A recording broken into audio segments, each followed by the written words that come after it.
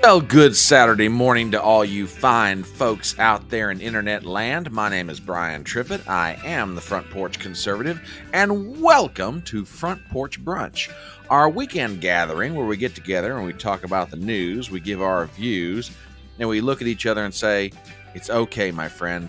We're going to make it through this crazy thing that we call life." No doubt by now you've fed the kids, you've done the dishes, or you've at least put them in the dishwasher. Or maybe it's better to say you're utilizing that child labor that you got and saying, "Hey, I fed you, now you wash the dishes." But either way, you're sitting down, you're relaxing, you got a cup of coffee, or maybe you've got your earbuds in and you're doing work around the house. Who knows? We'll see. We'll find out as we talk to you, the hardworking folks out there in the fruited plain that make it all happen. Again, my name is Brian Trippett. I am known in social media as the Front Porch Conservative, and this is Front Porch Brunch, our little weekend gathering where we get together and we talk about the news that's gone on in the world since we gathered together Thursday evening. And there are things happening in the world. We must talk about them, and we will. We'll do it on Rumble, we'll do it on Twitter, and we will do it on that quaint little alternative social media platform known as YouTube. So please, if you haven't done it yet, tell your friends, share the link far and wide. If you're not subscribed to the channel, what the heck is the matter with you? Get your subscription on in Rumble and YouTube. Become a part of Fedora Nation, the smartest audience on the internet. Glad to have you guys here this morning again. My name is Brian Trippett, and this is Front Porch Brunch. We gather together, we drink some coffee, we nosh on some snacks, we try to make sense of all this craziness that is life. And we try to say to ourselves, is this really real? Are we really sure this is real? I'm not sure. Sometimes I think it's a giant nightmare. But anyway, we're going to get through it. We're going to talk about it. We're going to love each other, support each other in the process. TBA says, remember to give this excellent podcaster. That's right. Give me a big thumbs up. Thank you, TBA. I genuinely appreciate that. Good morning, kids. How you doing out there? Oh, goodness. Much to talk about today on Brunch. So glad you guys are here with us. Let's see who all's in the house so far. Gypsy, good morning, darling. Mwah, love you, baby. Let's see who else is here. Be right back. Still working on Brunch, 5 or 10. Okay, that's cool. You're fine. You're fine. Good morning, my dear. Good morning. Good morning. Good morning. Let's see who else is here. WWG1 says happy Saturday. TBA is happy Saturday. Zippy's not in the house yet. I'm a little bit worried. That makes me scared. I don't know if he's in jail or in the gutter or what, or maybe both. I don't know. We'll see. We will see what happens. All right. Glad to see all you kids. Excuse me while I take the obligatory sip. Loosen up the vocal cords. TBA says the only nightmare out there is communist Kamala. TBA, I said a moment ago that we have the smartest audience on the internet. You are absolutely, and you are just proving my point, sir. We are going to be talking about Comrade Kamala here shortly. And we're also going to talk about messaging, which, I mean, people are like, oh my God. It's kind of an important thing with 80 days to go. We're down to 80 days left. Sweet Lord, did you ever think that we'd ever get to this point? Crazy. Let's see. Zippy is probably mowing, but he's doing it from jail. Well, that is always possible. We even have the sharpest wit. Yes, we do. We absolutely do. All right. Before we do that, I have some things to share. A couple of housekeeping announcements. One, as promised, we will be live stream covering the Democrat National Convention next week. Last time I did this, I tried to do a live stream during the day and then the convention in the evening, which was the Republican convention, of course. And that very nearly killed me. So, because this is my vacation from work and I do have a house I have to maintain, at this point, I'm going to be doing live streams just in the evening, just for the convention. And now, if something comes along and I think it's interesting, I will let you guys know. I'll pass it along. We'll see if we can get some interest in it and get a nice audience for it. But at this point, it's just going to be the convention. And I still got to talk to Ruben. So Ruben, if you're out there listening to this, brother, I have not forgotten about you. I just got to get around to calling. Will Ruben? He says he wants to. I have not talked to him yet. At last report, he was getting out of the facility where he's staying at now, recovering from his things are going on with his health. But if he's willing to do it, I'm willing to have him. But I'm not going to push him any harder than what he can physically wants to do or needs to do. Let's put it that way. And you never know who else might show up. We'll just leave it at that. So we will be live stream covering the DNC convention starting on Monday.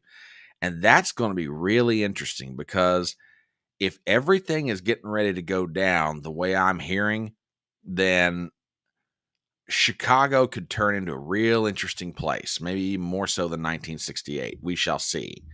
We shall indeed see. Now, the other thing I have been asking, and you, the members of Fedora Nation, have been supplying things to kind of help us laugh through it all.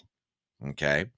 And one of the things I find is interesting in the era in which I am now operating in this crazy social media world are memes. I love a good meme because a meme can tell a story with a picture better than anything else. And people have been sending me memes. And by the way, if you come across a really good meme, just tag me on Twitter. Let me have it. And I would love to hear and see what you found in the way of a good meme. And with that said, some of them are serious, some of them are funny. Yeah, a meme is truly worth 1,000 words, TB. I absolutely agree with that. I agree with that completely. Now, that said, we come across our first of the morning.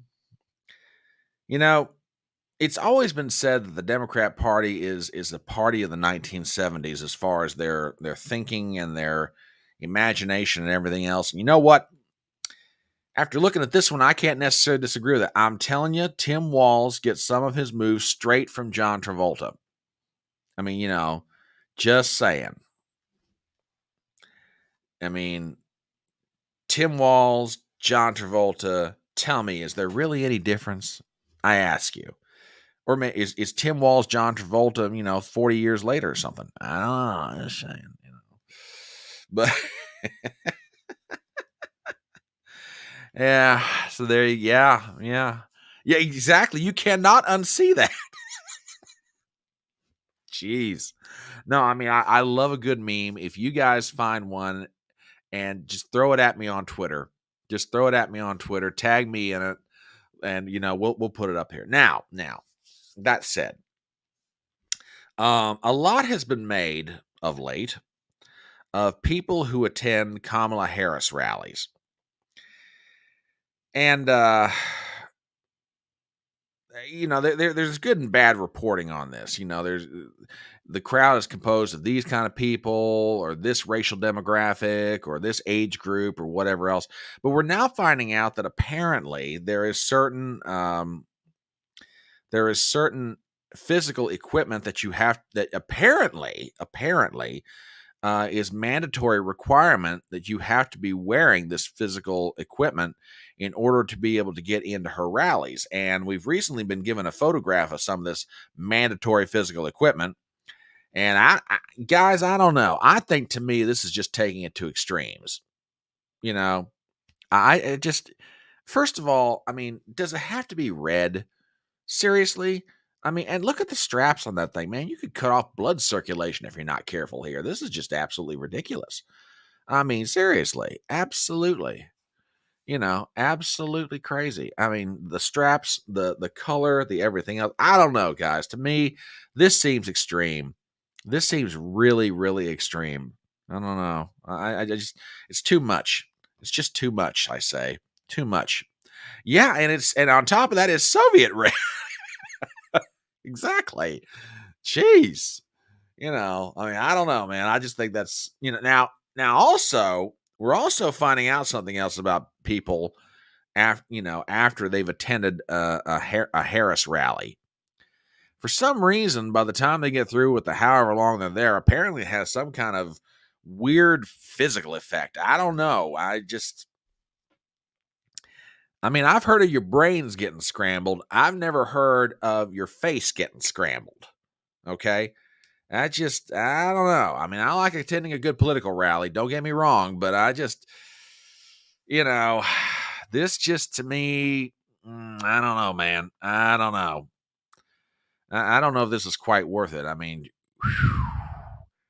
yeah, yeah. I may not have a movie star face, but I kind of like keeping everything where it's supposed to be. And I'm not sure if going to a political rally for Kamala Harris is worth all that. I'm just saying. That's just me. Uh, yeah. Brain scrambling, face scrambling. So, there's some funky stuff going on at Kamala Harris rallies. I will say that. Now, one last good meme, and this one's going to kind of lead into our first story of the morning. So, I'm sure that you guys are like, thank God he's going to actually talk about some news. These jokes are killing us. Hey, you guys are the ones providing the memes. I'm just working with what I've got. Okay. So, if you don't like the jokes that go with your memes, tough. That's the price you pay. All right. This one got sent to me by Gypsy, and this one's just absolutely hysterical. You've heard that Black Lives Matter. Well, you know what? Bread lines matter. And believe me, after the speech on Friday, you're going to begin to understand why this takes on way more significance than you ever thought about. Okay. Yeah, like I said, Gypsy sent me this one. I just died laughing when I saw it, but I shouldn't really be laughing because if this woman gets her chance, she's good. This is really going to become a thing. Bread lines do matter. And with that, let us get a little bit more serious. To which some of you are saying, please, for the love of God, would you get serious? Don't quit your day job. Don't become a stand-up comedian. I'm not. I leave that kind of stuff to Chrissy Mayer and Gino Biscani and Keanu C. Thompson, people far better at that sort of thing than I am. But anyway, Kamala Harris has finally given a speech. And not just given a campaign rally, she's actually laid out some proposals about what she wants to do about the issues currently facing we the people. Now, sometimes you look at the American experiment, and yes, I did mention. Well, I forgot to mention Holt, and it's not out of disrespect, by the way. It's just that when I think comedian, the people that come to my immediate mind are Chrissy Mayer, Gino Biscani, Keanu C. Thompson, among others. Because that's their profession. He has done stand up. I love Aaron to death. I think he's funny as all get out. But I don't immediately think comedian. I think broadcaster. But yes, you could throw Aaron M. Holt into that as well. So there you go. Anywho, and by the way, welcome. You ain't getting my money. We'll see about that. But if you do live up to your name, then I doubt I'm going to get a single solitary dime out of you. Anyway, so Kamala Harris finally lays down a series of proposals about what to do about the big issues that are affecting we the people.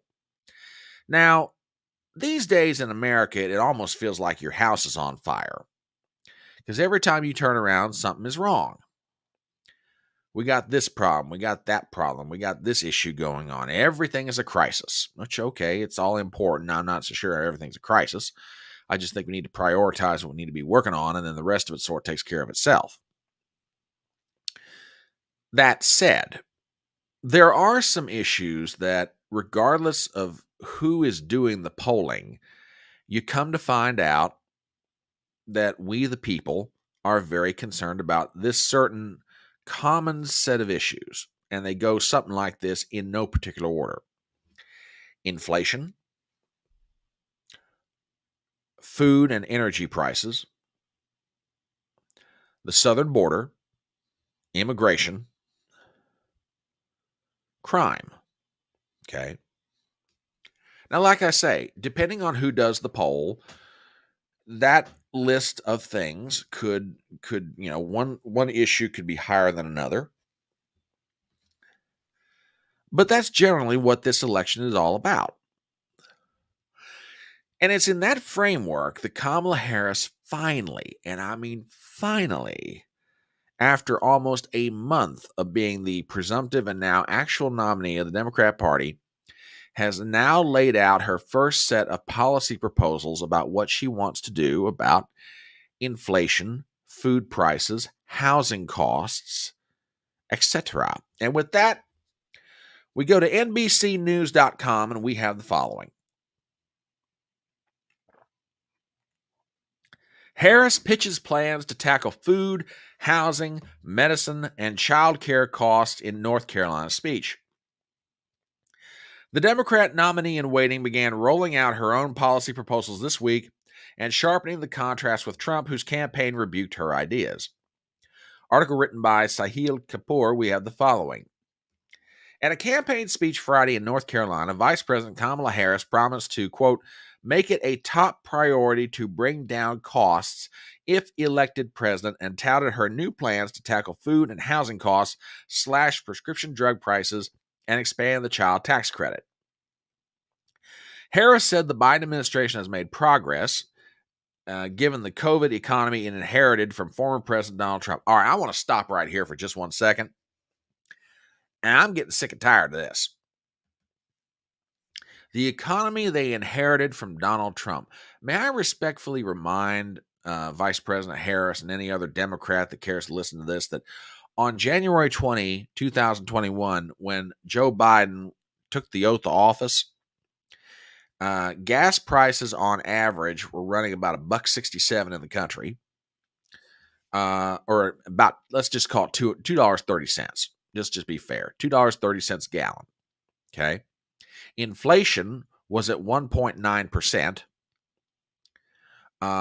Jobs were coming back from COVID, but not because of the disease itself, the lockdowns imposed by governors. Okay, so this whole notion that we had a bad economy that somehow they inherited is a load of horse crap. Okay, the economy got worse on their watch, not because of COVID. They started out having a good situation and they just royally screwed it up. But we'll get to that. Anyway, back to the article.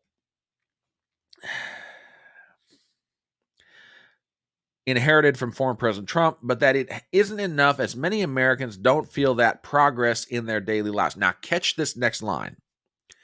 Costs are still too high. And on a deeper level, for many people, no matter how much they work, it feels so hard to just be able to get ahead, she told the crowd. As president, I will take on the high costs that matter most to most Americans, like the cost of food. We all know that prices went up during the pandemic when the supply chain shut down and failed. But our supply chains have now improved and prices are still too high. Okay. Again, I want to address this. All right. I want to address this. Remember, inflation, the consumer price index, inflation was 1.9% on January 20, 2021. We all know that prices went up during the pandemic when the supply chain shut down and failed. Our supply chains have now improved, but prices are still too high. Well, then why are prices still too high? Okay.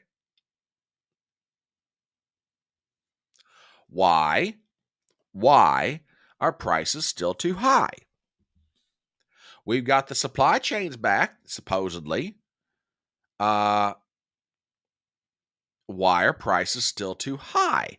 And we're getting there. We're getting there. I promise. You know, it is absolutely absurd for her to argue that, prices are still too high when the supply chains are here. Prices did not go up that much during COVID. Okay, but let's continue with the article. Let's see what she's got to say. A little bit further into this. The Harris campaign outlined her proposals prior to the speech. She said she'd work with Congress to impose, quote, a federal ban on price gouging on food and groceries, setting rules, quote, to make clear that big corporations cannot unfairly exploit consumers to boost their profits. She would also seek new powers for the Federal Trade Commission and state prosecutors to slap, quote, very strict new penalties on companies that break the rules. All right. We're just going to go straight to this because I've had it. I have had it. I want to play. Let me find. I was going to save this for a little bit later, but you know what? It's just too good not to do it now because there's something that a lot of people. Yeah, here it is. A lot of people forget when it comes to inflation, and I want to take everybody back in time to the last debate between the last. Well, let me rephrase that. The only debate between Governor Ronald Reagan and then President Jimmy Carter in 1980. And this clip runs about 15 seconds, but it's well worth every bit of it. Ladies and gentlemen, listen to this.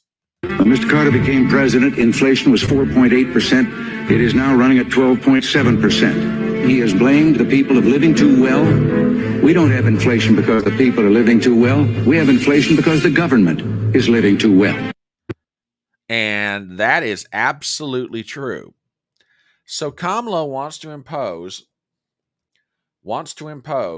new powers or give new powers to the government to stop, in her words, let me read this again. Let me put it back up on the screen. A federal ban on price gouging on food and groceries, setting rules to make clear that big corporations cannot unfairly exploit consumers. Folks, grocery stores, and I've seen the statistic, I don't have it pulled up here in front of me. Do you know what the average profit margin for a grocery store is, or at least what I've heard recently? A little over 1%. 1%. Grocery stores are not gouging their customers. Okay? They're not. They're just not. As a matter of fact, I want to play a clip for you guys. And this comes from a gentleman. Let me find him here. Yeah. Stu Leonard Jr., who's the owner of Stu Leonard. He's the CEO, and he was on with Neil Cavuto the other day. Folks, I think we need to hear this because I think people are needing to be educated about it, some basic economics. Listen to this. This idea that guys like you and then the guys who provide the stuff that sits on those very beautiful store shelves of yours are to blame for something that really started in Washington. That's like me blaming a thyroid for the fact that I'm maybe 4 or 5 pounds overweight. It's because I eat a lot. That's the problem. So does that bug you on just that level alone?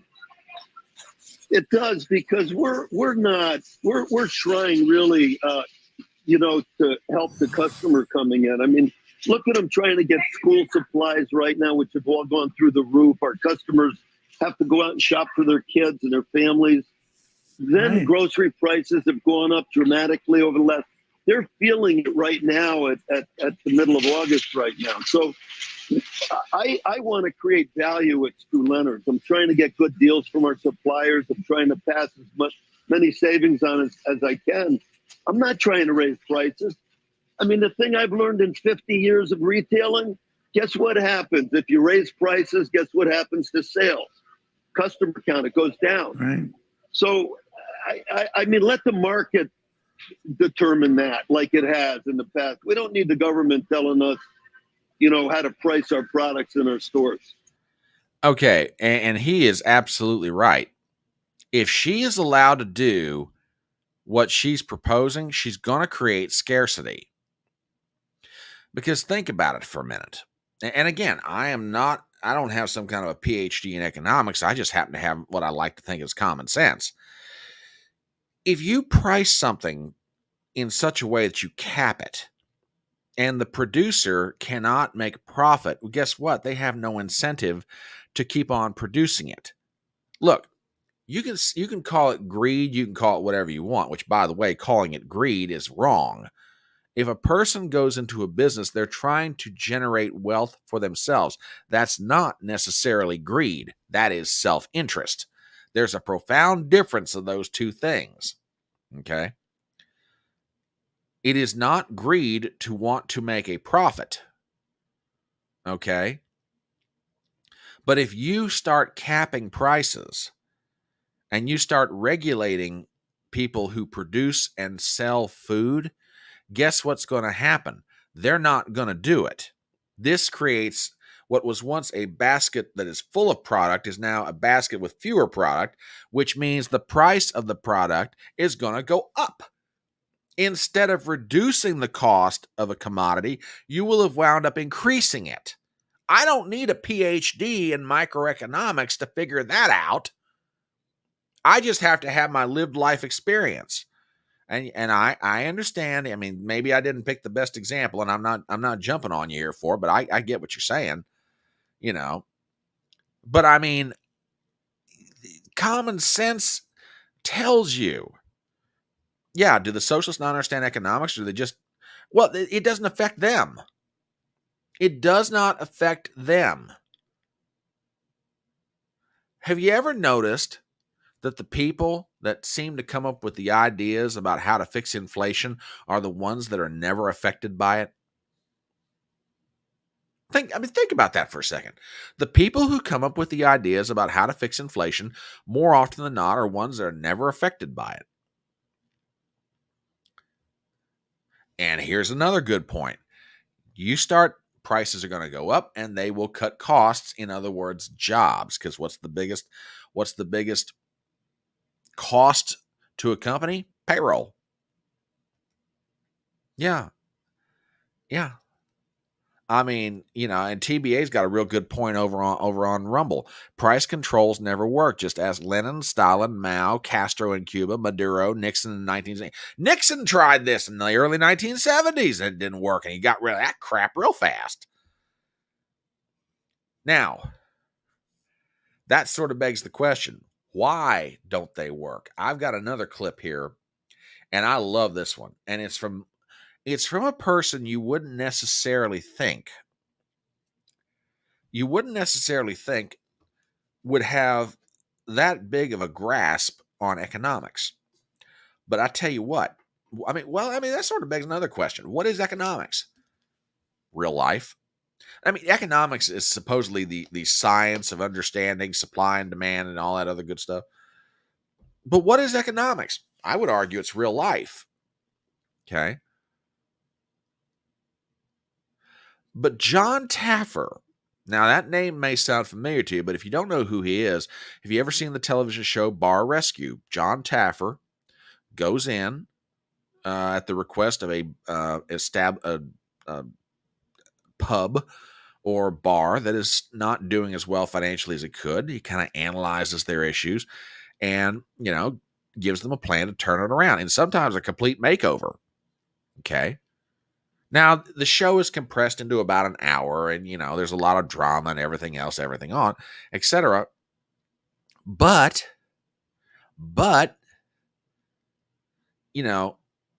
he's been doing it for like going on 25, 30 years. The guy knows something about the industry of which he speaks. Again, he's on the air. He's on with Neil Cavuto. Cavuto had him on talking about these ideas that Harris has got. And there's a couple of parts to this clip that I want you guys to hear, because I think this is really important to understand. Why doesn't price controls work? Folks, Taffer's got an absolutely perfect explanation. Listen to this. Well, Neil, I've been thinking a lot about it. Think of a shrimp. The fisherman needs to keep his costs the same. His gas can't go up. His maintenance can't go up. Then the processing plant, their prices can't go up. Then the distributor's price can't go up. Then the company that retails it can't go up. Then when the restaurant gets it, his prices can't go up. If anything loses control along the way, the guys on the back end of the chain lose money. And this is what we've seen last time. We saw last. Okay, now I want to stop right here for a second. That's the one thing about price. That's the one thing about price controls as in the name of compassion to the consumer. Think about it for a second. Kamala Harris is just saying, hey, we're gonna lay down rules through the Federal Trade Commission that you cannot price gouge. You can't make that poor old consumer pay any more for your good or service than what we feel like is fair.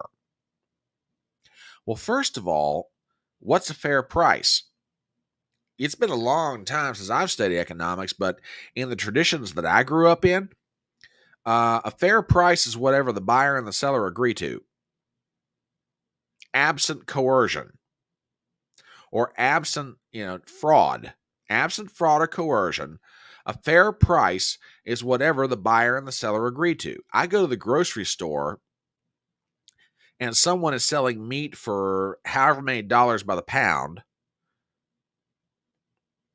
But I also know that 2 blocks down the street, there's another grocery store, and he's selling meat for $2 less than what this guy's selling it for. Guess what? Fair price in my mind is 2 blocks down the street for $2 less. You get my point? If the seller is offering me something and he's not engaging in fraud or coercion to get me to buy it and I agree to pay for it, that's the fair price. That doesn't take government interference in the economy to make that happen. That's just me figuring out, okay, this is what I want to pay for it. This is what he's offering. Or maybe the guy I walked into where he's got the original price, maybe he comes down to match the guy. Okay, maybe I say that's fair. But Taffer's absolutely right. You cannot make this work by saying, hey, on the bottom end of this thing, at the mouth of the river is where we're going to control the price. No, in order to make this work, you have to control this at every single solitary point up and down the supply chain. I mean, he uses the example of shrimp. Okay. Yeah, here we go with the references to Forrest Gump. Bubba Gump Shrimp Company. Bubba Gump, he's got boats that are in the water. Those boats take gasoline. So what are you going to do? Cap the price of gasoline? Bubba Gump Shrimp Company has to pay employees. What are you going to do? Guarantee them a fair wage, whatever the hell that is. So when Bubba Gump gets his shrimp on shore, good morning, sir. So when Bubba Gump gets his shrimp on shore, somebody's got to take this stuff to a processing center. Well, there's cost involved there. Are you gonna cap the cost of gasoline? Because if you're going to cap it for Bubba Gump when he's got the boat out on the water, you got to cap it for the guy who's taking it to the processing center. You see my point. I mean, I could keep on going with this, and Taffer does to its logical conclusion. The only way you can make this work is to price control every aspect of it. And if you open the door on the front end and do it here, you've got to do it everywhere else. This is an invitation to an even more command and control economy than what we've got right now. What do I mean by command and control? Guess what? Washington, D.C. gets the command, and they get to control how the economy works. You do not want any more of this, people. It's bad enough now. You go forward with this, it gets worse. All right, let's get back to Taffer, then I'll get to some of your comments. Landlords not rent apartments because they would lose money on it. So unless you freeze every single cost of every business in the country, you cannot cap some of them. And of course, Neil, if you were to do that, then our free market economy is gone. And he's absolutely, I mean, look, it's not much of a free market economy right now, I can make an argument. But Taffer is absolutely right.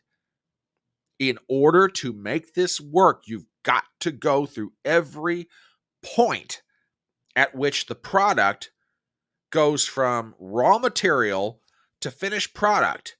You've got to price control all of it or it doesn't work. And if you price control all of it, you will cause that product to become less and less. Less of it will be produced.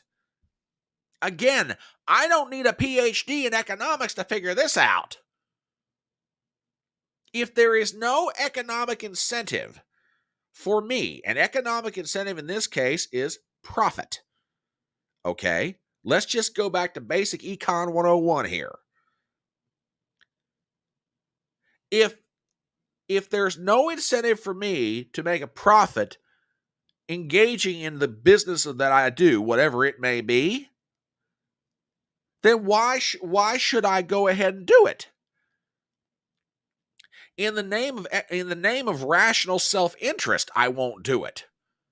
If it's going to cost me so much that it's so cost prohibitive to put the product on the market, I'm not going to do it. Hence, there's less of that product. Hence, the price of it goes up in a normal situation of supply and demand.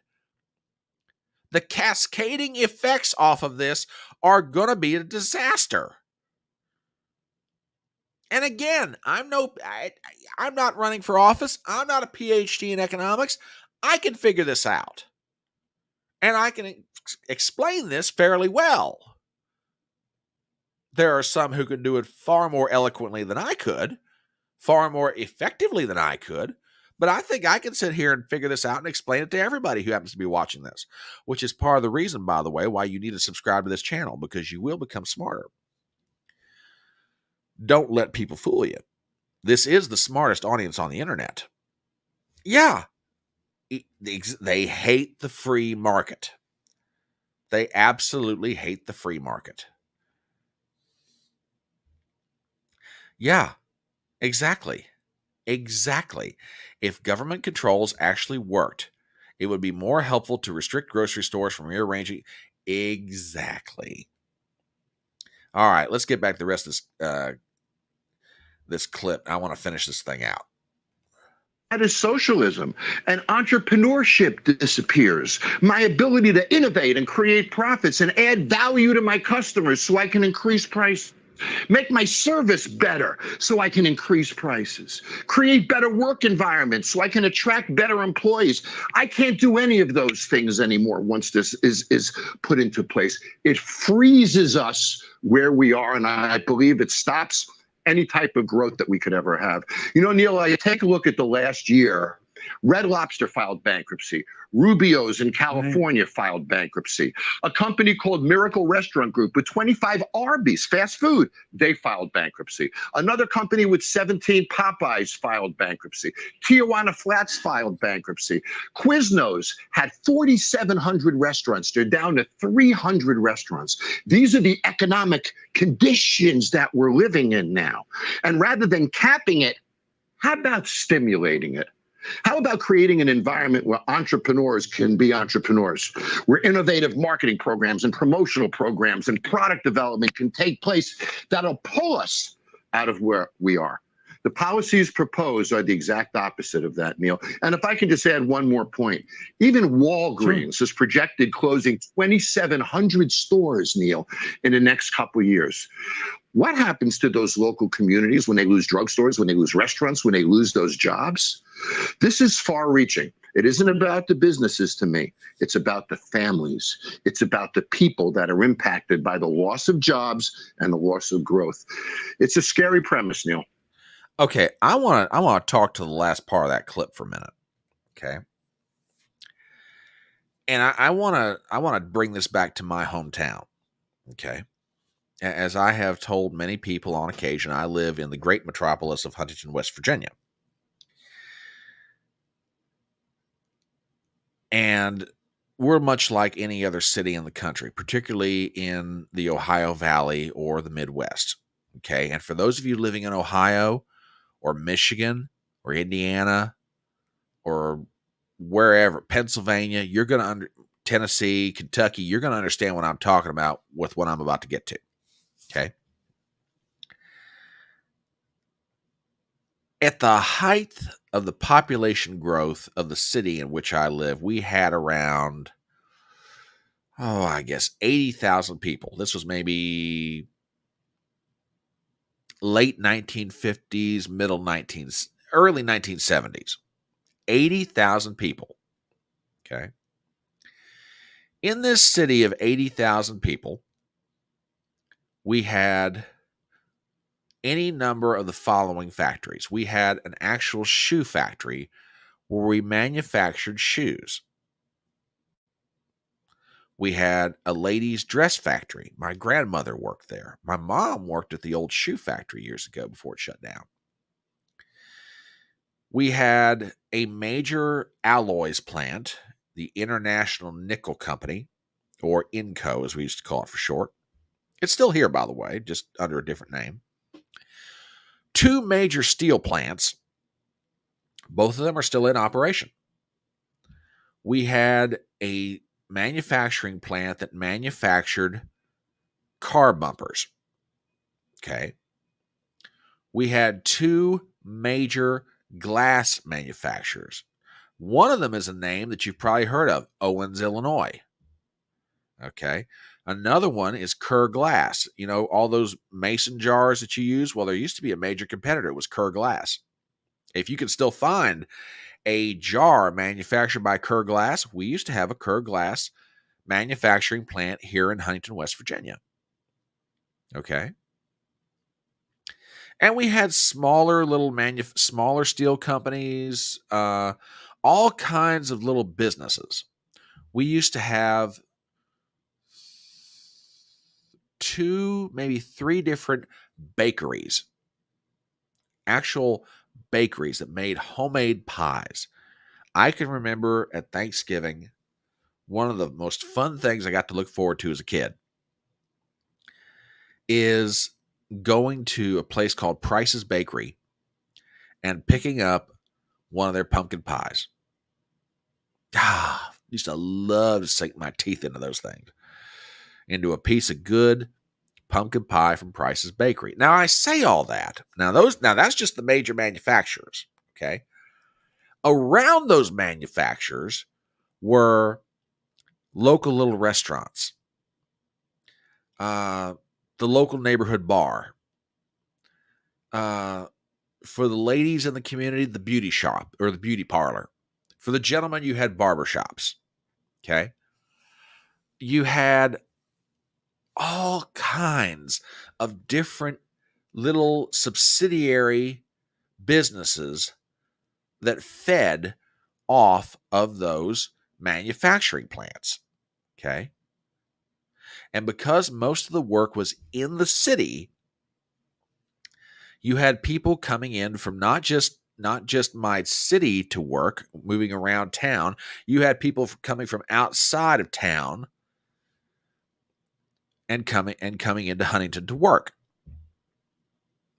Well, slowly but surely, with the start of the 1970s, those plants slowly began to move out of state, or they just out and out shut down for various reasons, okay? Over the course of time,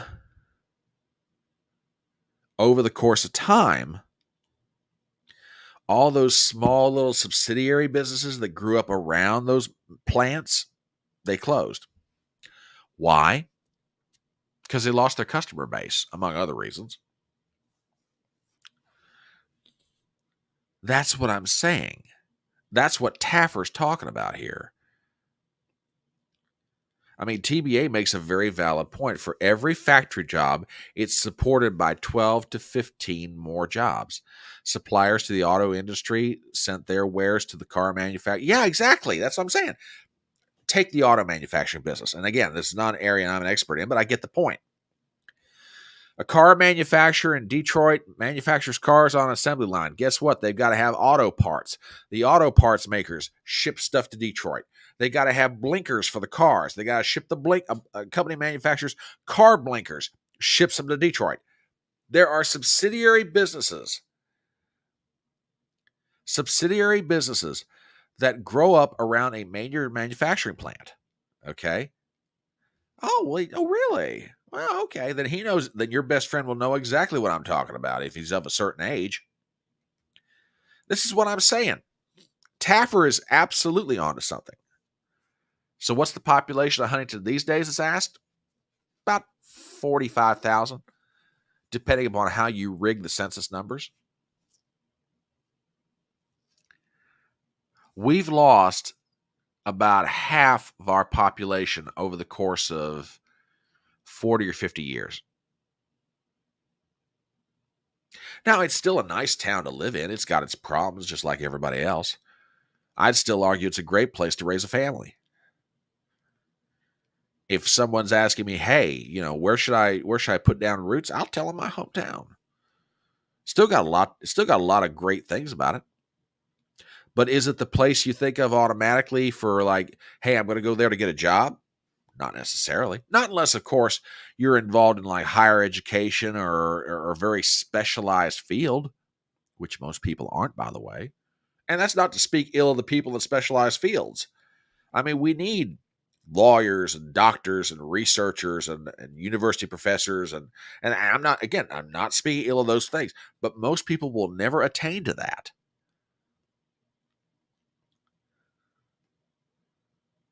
Taffer's point here is perfectly valid. All right. A little bit more about some of the proposals that Kamala's got in her plan. And let me get back to this real quick. There we go.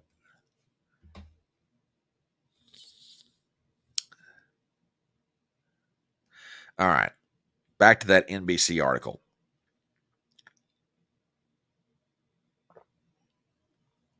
Harris noted in her Raleigh remarks, look, I know most businesses are creating jobs, contributing to our economy and playing by the rules, but some are not, and that's just not right. We need to take action when that's the case. She touted her plans to create tax breaks for home builders who construct starter homes. Now listen to this. She touted her plans to create tax breaks for home builders who construct starter homes for first-time buyers, and she will provide a $25,000 subsidy for first-time homeowners buying a house. She vowed to cut, quote, needless bureaucracy and unnecessary regulatory red tape as part of that, and she said she'll promote innovative technologies while protecting consumers. She vowed to set a, quote, stable business environment with consistent and transparent rules of the road. Okay. I want to read that again. Touted her plans to create a tax break for home builders who construct starter houses for first-time home buyers, and she will provide a $25,000 subsidy for first-time home buyers buying a house. Okay, I'm just waiting for it here. I'm just waiting for it. Can anybody tell me the potential flaw in that plan? There's a bunch of them, by the way, so there's not necessarily one answer that gets it right. So I tell you what, you guys tell me, what is the flaw to her plan? Okay, what is the problem here, in your opinion? I know one of them just jumps right off the page at me. Okay, but I want to see what you guys have got to say about this. So, bingo. Ding, ding, ding, ding, ding. And right on the nose. Housing prices will automatically go up by $25,000. And up in Connecticut is absolutely right. If I, as the seller, know that you're going to get some kind of like, or even if I assume, okay, even if I assume you're going to get it without even officially knowing it, don't you think that I'm going to jack the price up? You're not going to make housing more affordable. Guess what? You will increase the cost. And here's another one. We're going to give a tax break to home builders who construct starter homes. Well, what's that look like? Define starter home. What is that? What is that? The best way to say it, price increase. That's exactly where we're headed here. Now, to that end, I found something this morning, and this runs a little bit long, but I'm going to play it because I want you guys to hear it. I don't know who this lady is, but from where she's at. Yeah, exactly. People will not be pricing on the basis of what they can afford. They're going to be pricing the type of house they get on the basis of what kind of tax credit they'll receive. Okay. Well, I found a lady this morning, and from the sound of it, she's based out of North Carolina. She is a realtor. Okay. Now, this what we're going to play runs about 3 minutes, but it's worth every bit of it. Okay. So I'm going to play this let you guys hear it. I'm going to step off for just 1 second. But man, you talk about common sense in 3 minutes. With that, ladies and gentlemen, here we go. Check this out. Second thing being proposed is, of course, rent control. And that sounds good if you're in a rental and you feel like you're paying too much. Friends, the way that you solve the high cost of rent is to add more rental units, but not rental units by hedge funds, which has been the plan for the last few years. What we need are more mom and pop investors that are able to make local decisions about zoning and local decisions about their land so they can provide more units. When you put in rent controls, that caps what I as a landlord can charge for rent. That sounds okay if you're the consumer, but friends, it's been tried in all kinds of markets, all kinds of cities, and it does not work because as an investor, I'm not going to put my money into something where I can't control the market conditions. I mean, I can never control market conditions, but I can't respond to market conditions. Pay attention. Every city that has rent controls loses rental units. What happens when you lose units? That's right. You have another supply issue. This is not good. It is terrible. And by the way, if you're a tenant, you can get trapped in your unit because let's just say you and your family have a large rent controlled unit and then those wonderful children grow up and move away. I feel you. Well, now you're in this giant unit, but you can't afford to move because you're trapped by your low rental cost. Meanwhile, a young family down the hall wants to move into your larger unit, but they can't because they're trapped too and they're just out of space. It is not a good way to control a market. Rent controls are bad. What we should have instead are better local zoning decisions. Now, the third thing in this plan is that there's going to be an offer of free money, down payment assistance, help those first-time buyers get in a house. I love down payment assistance, especially when it's done by tax credits, when it's done by bond money approved by voters. Y'all, if the federal government wants to hand people money for buying houses, that's what causes inflation. How is it going to be that we can get y'all educated on this? Every time the government starts printing money, as young people say, it goes brrr. When the Fed prints money, that causes inflation. And so when you add $25,000 in free money to a house, you just drove the cost up by $25,000. I just wish that when any political person rolls out a housing plan, they talk to some of us in housing first. Friends, these decisions might sound big picture. You might not be interested in housing policy, but what you need to know is that these decisions will impact you, your decisions in your pocketbook. So vote accordingly. Okay. That is like 3 minutes of just spot on wisdom. And I will guarantee you, not one single solitary person involved in putting together Kamala's proposals talked to anybody with real life experience in this. TBAO on Rumble says, who is paying for all these tax breaks, subsidies, etc.?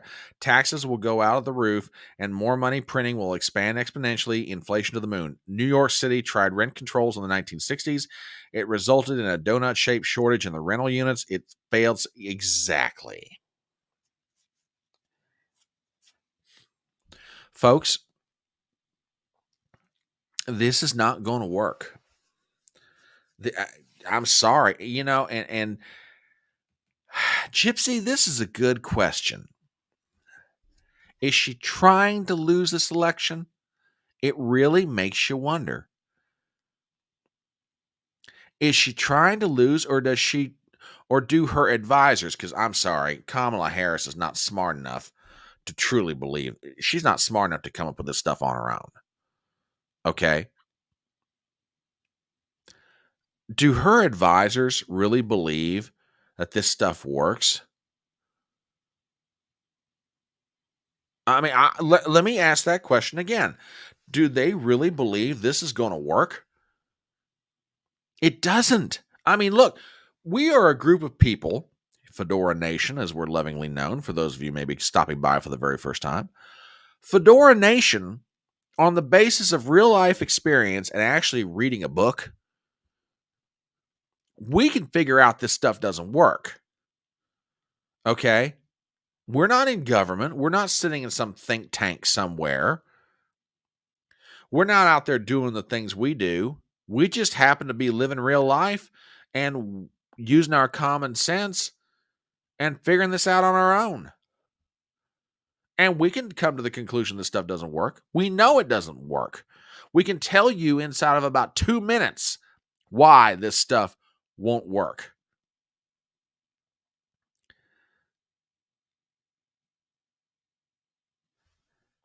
This makes not an ounce of sense to me whatsoever. I mean, from an economic standpoint, from a political standpoint, whatever. And by the way, you, me, folks on the political right, we are not alone in this. Kamala's getting hammered by everybody over this speech. Now, I think they're doing it for different reasons, but they're absolutely just putting her through the ringer on this, and we're going to get to some of that here in a minute, okay? Now, you want to know why I know that her proposals on housing and rent control and all this other stuff doesn't work? Because recent world history. Oh, there's nowhere in the world where this stuff's been tried and it didn't work. Oh, yeah? Check this out. Housing supplies boom in Argentina since Javier Milei cut rent control law. What? Oh my God! He cut the rent control law. Those poor people in Argentina, they're not going to be able to afford housing. You Karens out there that are saying that, just read on. Article by John Hayward from Breitbart, we have the following. One of libertarian Javier Milei's first initiatives after winning the presidency of Argentina in November was getting rid of the country's notoriously clumsy and counterproductive rent controls. The results are in, and rents are falling sharply in Argentina as the housing supply explodes. What? You removed price controls on housing, on rentals, and all of a sudden now we have more supply? Oh my God! Let us read on. How did this miracle happen, you wonder? Rent control, a policy beloved of left-wingers in the United States and Europe, was imposed in Argentina by its socialist government in 2020. Among other things, the rental law stipulated that properties must be rented for at least 3 years. The National Central Bank would cap rents, and security deposits could be no more than 1 month's rent. The rental law gave tenants near total control over terminating rental agreements, which effectively made it impossible for landlords to evict them. Tenants were even allowed to deduct the cost of home repairs they made themselves from their rental payment. Socialists billed these rules as a form of financial security for the public. But the result was anything but that. The Argentine housing market collapsed, leaving the cities full of empty apartments. House hunters said it was almost impossible to find landlords willing to rent property under the socialist rules. In late 2023, the capital city of Buenos Aires, home of the most desirable real estate in the country, estimated that 1 in 7 homes went vacant. The Argentine Real Estate Chamber said at the end of 2023 that the supply of rental properties in Buenos Aires fell by 95% in the 3 years since the rental law was passed. As always with price controls, the actual price of rental properties skyrocketed even though it was supposed to be capped. A desperate house hunter told Francis Le Monde in September 2023 that when her old lease on a tiny 2-bedroom apartment ran out, her landlord offered her an extension at a 350% price increase. Quote, the uncertainty makes you want to cry. At worst, we won't be homeless, will be able to rent a one-bedroom or a studio, but with an 11-year-old child, this person said. Holy cow, poor lady. Millet overturned the rental law with an executive decree in December, one of many sweeping changes he implemented in a program he described as, quote, shock therapy for the Argentinian morbid socialist economy.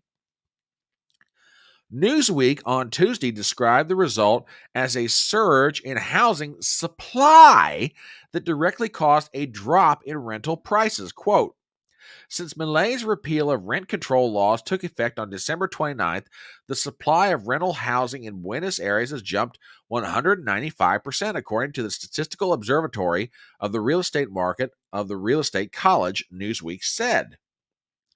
Economist Chair Ryan Bourne of the Cato Institute said Argentina's experience should be a warning for the United States, where the Biden-Harris administration has proposed rent control measures to protect tenants from corporate landlords. Quote, Millet cut rent control and other tenancy regulations. The results confirmed economic theory. The supply of rental accommodation is surging, and the rents have fallen, Bourne said. And again, I don't need to be a PhD in economics to figure this out. Now you've got real-life proof that what she's proposing will not work. Oh, my goodness, dear. This is awful. Look at that.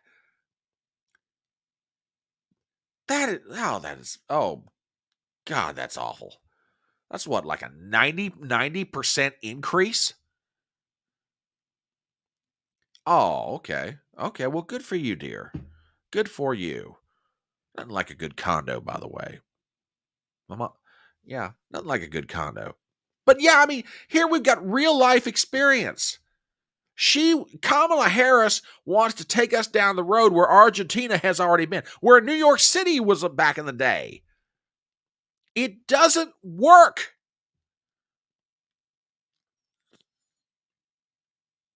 It just does not work.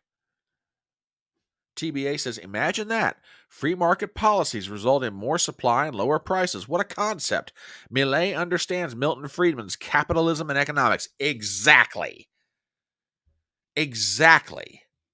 I mean, folks, again, and I'm not trying to toot my own horn here, but I can sit here and figure this out commonsensically. You can sit out there wherever you are out there in internet land and figure this out commonsensically. In our own common sense, in our own real life, we can figure that out on our own. This is a load of crap. But she's trying to pass this off as being the next best thing. Now, let's talk about some of the political aspects of this. Okay? Remember what I said the other night. Joe Biden is Tar Baby. Kamala Harris is Brer Rabbit. And she is desperately, Brer Rabbit is trying to get unstuck from Tar Baby. Right now, it's like this. She's going, get me loose. And Biden's like, no, she was an integral part of what we were doing here. Remember?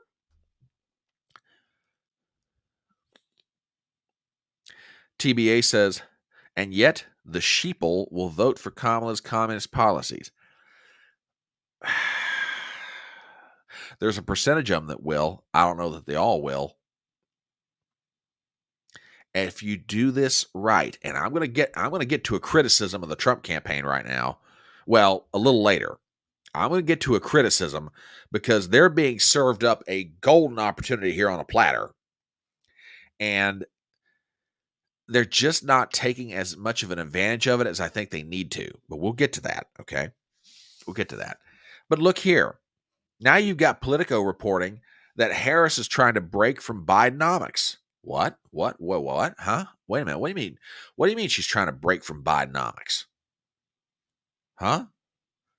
Well, I thought Joe said that that she was instrumental in the past. She's not going to try and break from Biden's policies. I mean, Karine Jean-Pierre is out there saying at the press gaggle at the White House daily press briefing, there's no daylight between Kamala Harris and Joe Biden. No, absolutely not. There's no daylight. I mean, you got all these very famous people associated with Joe Biden, in the Democrat Party, her saying that Kamala Harris was just as much a part of everything that's happened as he was. But now she's trying to break from that. Wait a minute. And by the way, I have a question. I thought Bidenomics was supposed to work. At least she said it was. We have we have historic accomplishments in terms of the economy, what we've done to move forward. It's science, technology, and investment in the American workforce, growing the American workforce, rising wages, bringing down prices. Historic work has happened, no question. It is incumbent on us to let people know who brung it to them, frankly. Now, whoa, wait a minute. If this stuff is working, if this stuff is doing such a wonderful job, A, why is she trying to get separated from Joe Biden's agenda? And B, why is she proposing all these proposals? Because if this is working wonderfully, it's kind of like, only do that which you need to do. Well, exactly. Well, according to her, we ought to be grateful. If it weren't for her and Joe Biden, I mean, we'd be in a terrible pickle. We'd actually have more of our own money. It wouldn't cost us so much. Oh, wait, she didn't say that, but that's the reality. Yes, Midmo, you are absolutely right. Elect me so I can fix the problems that we caused. But it just kind of cracks me up. She's out there, trying to separate herself from Joe Biden's agenda. But wait a minute, not that long ago, she was out there praising Joe. She's taking credit for it. Hey, we've done all these great and wonderful things, We've done all these great and wonderful things. Things are hunky-dory with us right now. We're great. But all of a sudden, she's out there trying to take claim that, hey, and by the way, we've got a clip from her speech on Friday. You talk about mixed messaging. Oh my God, this woman is all over the place. Listen to this. We see that contrast clearly in many ways, including when it comes to how we think about the economy. So our country has come a long way since President Biden and I took office. At that time, we sadly remember the millions of Americans that were out of work. We were facing one of the worst economic crises in modern history. I don't see how you can say we were facing an economic crisis, when inflation was 1.9% and cost of gasoline was like $2.37, and the only places where there were unemployment were states where your fellow Democrats locked them down. California being a great example of that, by the way. I mean, I don't see how you can sit there and claim economic crisis there, Kamala. But anyway, she's got a few more seconds of this. So let's finish it up. And today, by virtually every measure, our economy is the strongest in the world.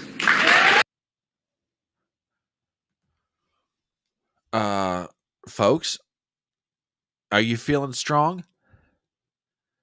Is your wallet feeling strong? Are you feeling strong when you go to the grocery store? Are you feeling strong when you go to the gas pump?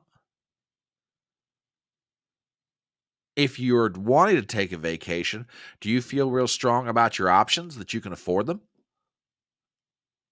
You feel real strong about your job? You feeling real strong? Because I'm not. I'm not.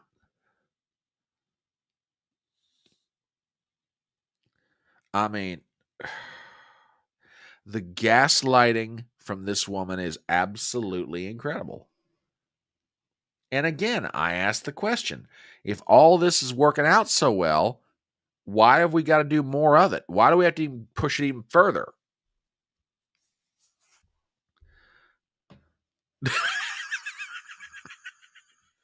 Oh my God.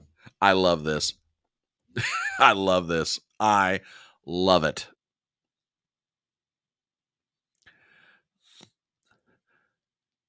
Being the strongest in the world right now is like being the tallest midget. Hey, I've always said, so long as you're not abusing fellow chatters, you can pretty much say anything you want on the electronic front porch. But that's got to be one of the funniest lines I've heard in a while. So you feeling real strong out there, folks? Yeah. TBA, you're absolutely right. Absolutely right. The lying is straight out the roof. Just straight out the roof.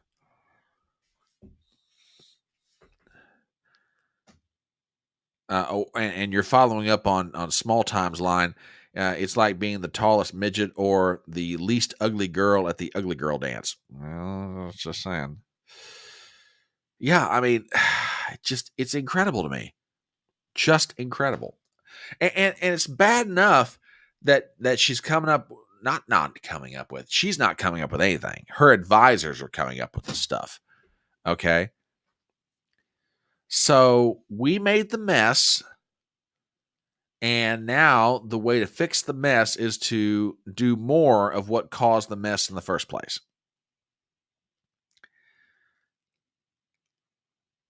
It's bad enough she's coming up with those kind of policies. Then on top of that, she is flat out copying people.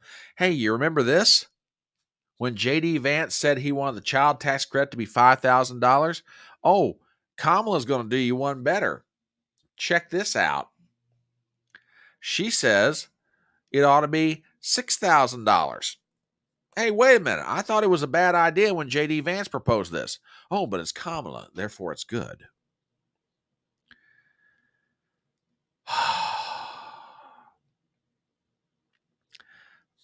I don't know.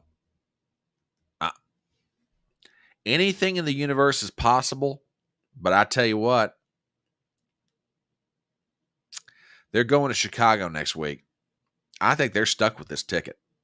But then again, I'm the guy that said that Joe Biden wasn't going to quit. So what do I know at this point? So anything's possible. Now, as you might suspect, Kamala got a certain amount of grief from all the usual suspects on the right. And I tell you what, Dan Bongino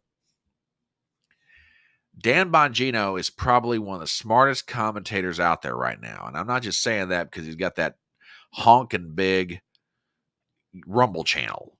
I love Bongino. He is a straight shooter. He's, if he were from West Virginia, I'd say he was perfect. Because he's just got that no bullshit attitude about him. He's like, I'm going to tell you exactly what I think. And if you don't like it, you don't have to listen to me. I love that about this guy. And his story is one that's just amazing. It really is. But he had a great line on Twitter the other day, and this bears repeating. If you're dumb enough to believe that after 4 years of Biden-Harris's economic misery, that she found the light and is about to propose some bold economic plan, reversing the damage that she directly caused, then you deserve everything you're about to get. And I tell you what, he's absolutely right. Folks, do not buy this. She's not getting a case of religion here. Okay? She was not on the road to Damascus and the Lord came down with a blinding light and set her straight. Okay? She helped make this mess. And now she's trying to convince you she'll fix it. Now, what do I mean by she's the one that made this mess? Let us remember, ladies and gentlemen, let us remember she was the deciding vote in the United States Senate. There was a dead tie. This bill would have died. She was the deciding vote that pushed the Inflation Reduction Act forward.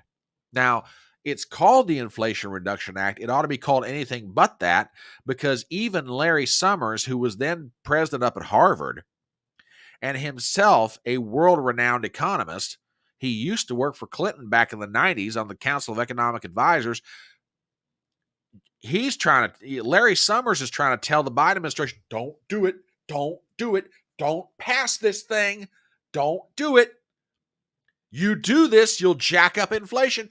They didn't listen to him, and sure enough, Starting at about March of 2021, inflation just started to go like this.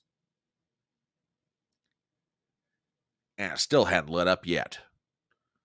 Problem, reaction, solution. Government causes a problem. The people react. Government offers a solution of more taxes, less freedom, and more misery. TBA, you are absolutely right. You are absolutely right.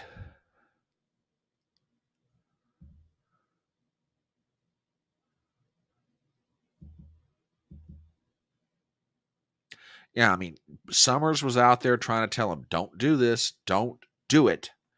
And keep in mind, Summers is not some kind of right winger here. I mean, he's an economist. You may not agree with some of his conclusions, but Larry Summers is a pretty reasonable guy. And he's trying to tell Biden, don't do this, don't do it. Didn't listen. Yeah, thanks a lot to all the smart people.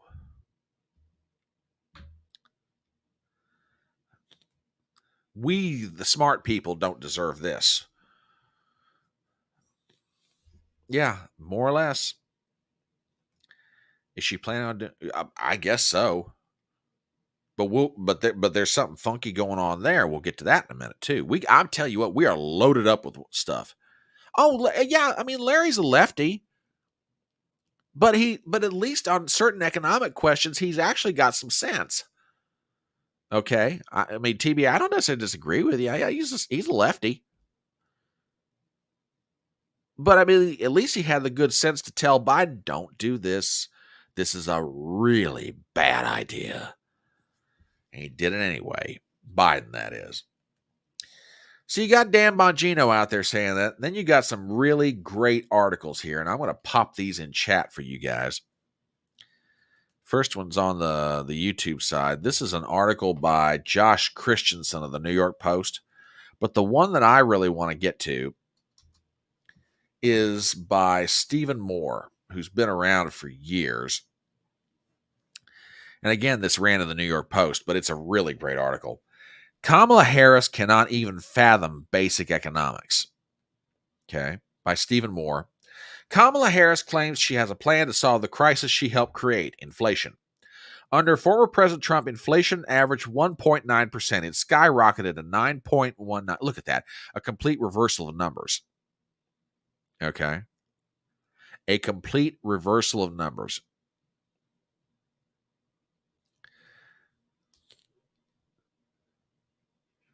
It skyrocketed to 9.1% in 18 months under Joe Biden and Kamala Harris, fueled by a $5 trillion spending binge paid for by debt and the printing of money.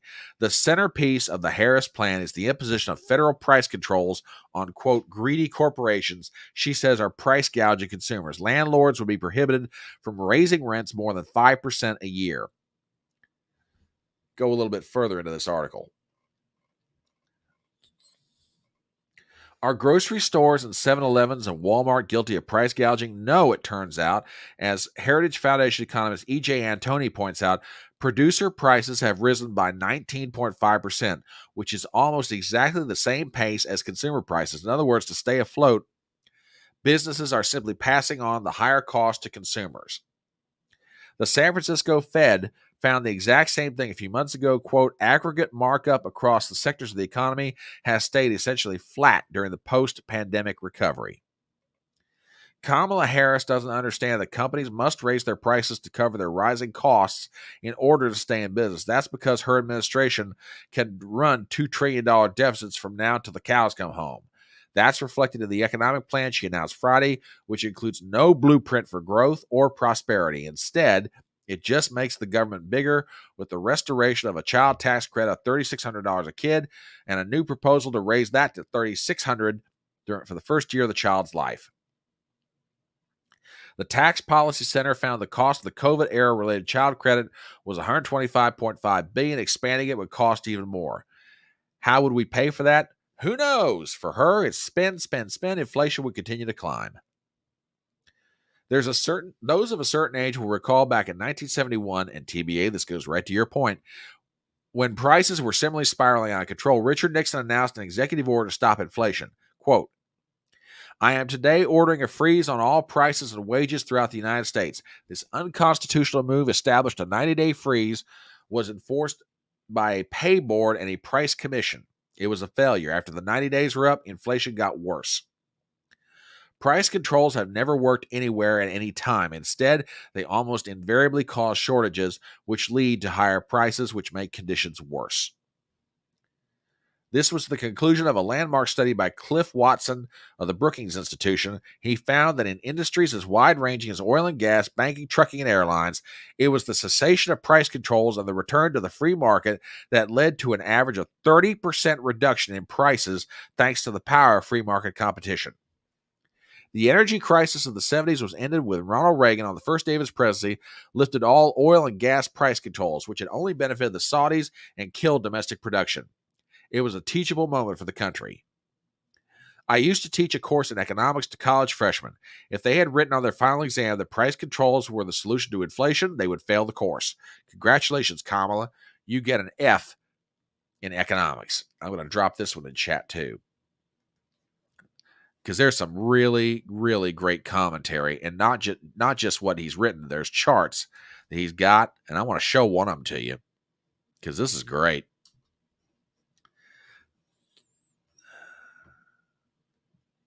Let me get this back up here. Hang on. Take a look at this. Here's a breakdown of some of her proposals that she laid out on Friday. $1.7 trillion giveaway, our proposed budget. Price controls. A first ever federal ban on price gouging. It's excessive, doesn't work. It creates black markets, hoarding, less competition, and higher inflation. The problems with the child tax credit, the housing giveaway. Folks, this thing is just a load of crap. And I'm not saying that because she's a Democrat and I'm a recovering Republican. This is just basic common sense economics. Doesn't take a PhD to figure this out. But yet she's out there pushing this stuff. Now, I said she's getting pushback.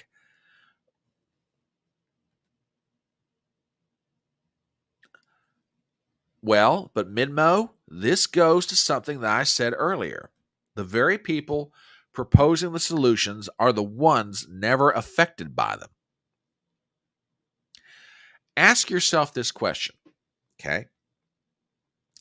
If you are a government employee, which is what Kamala Harris is, and you're making $250,000 a year, at least that's probably what she is making as vice, or something close to that, and your husband is very well-to-do financially, which by all accounts Doug Emhoff is, how is inflation affecting you? Do you even understand? You're right. I did neglect to mention that, but you're absolutely right. She's going to force the states to pay for all illegal alien health care. The states, not the feds, the states. They don't have the money for it. But if you're someone like a Kamala Harris or a Doug Emhoff, you've got the kind of income coming in where, okay, the cost of meat's going up at the grocery store. No big deal. I can still pay for it. There's no incentive for you to do anything about it because it's not affecting you. You're not going to go out and talk to your friends and neighbors. Your friends and neighbors probably aren't affected by it either. I mean, seriously. Now, granted, her situation is a little bit different. It's not like she can go out to the backyard and lean over the fence and go, "Oh, Sally, have you been to the grocery store lately? Did you notice that meat is now costing this much a pound down at the Piggly Wiggly?" But you get my point. In her social circle, everything's hunky-dory. She's great. She's fine. Among Washington bureaucrats, they're making the kind of money, they don't have to worry about it. Heads of agencies, deputy directors, stuff like they don't have to worry about it. They're good. Life's good for them. For everybody outside, she doesn't pay for anything either. Please tell me, somebody, where this woman, what private sector job has this woman ever had? Where in the private sector has she worked? I know she's worked as this special prosecutor as the DA of San Francisco. I know she's been the California Attorney General. I know she's been a U.S. Senator. I know she's now the Vice President. But can somebody please explain to me what private sector occupation she was involved? Now, Midmo, I disavow this comment. I look, it is a private sector profession. We don't know officially if she was engaged in it or not. Although Montel Williams got something willing, just saying. But I disavow. Yeah, they've been in government all their lives.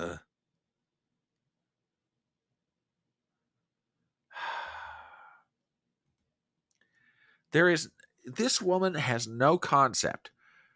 She is one of the anointed, as Thomas Sowell would call her. She's anointed.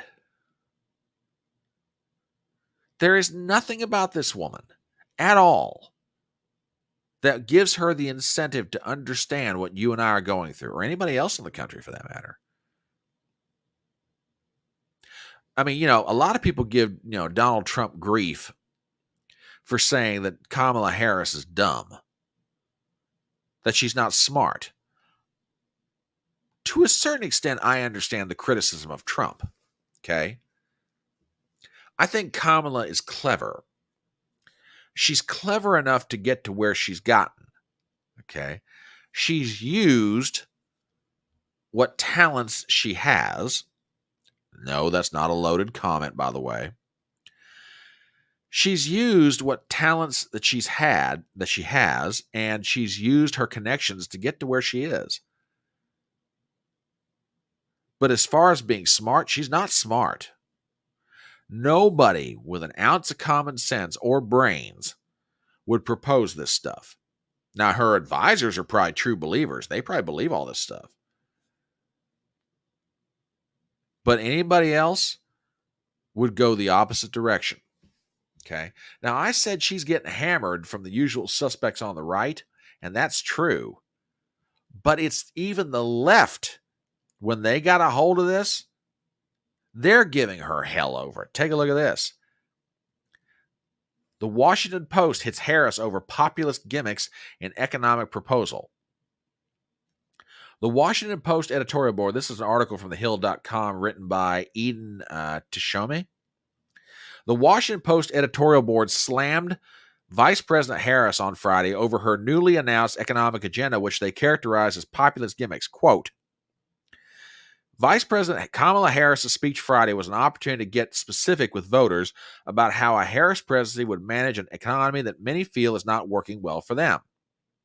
Unfortunately, instead of delivering a substantial plan, she squandered the moment on populist gimmicks.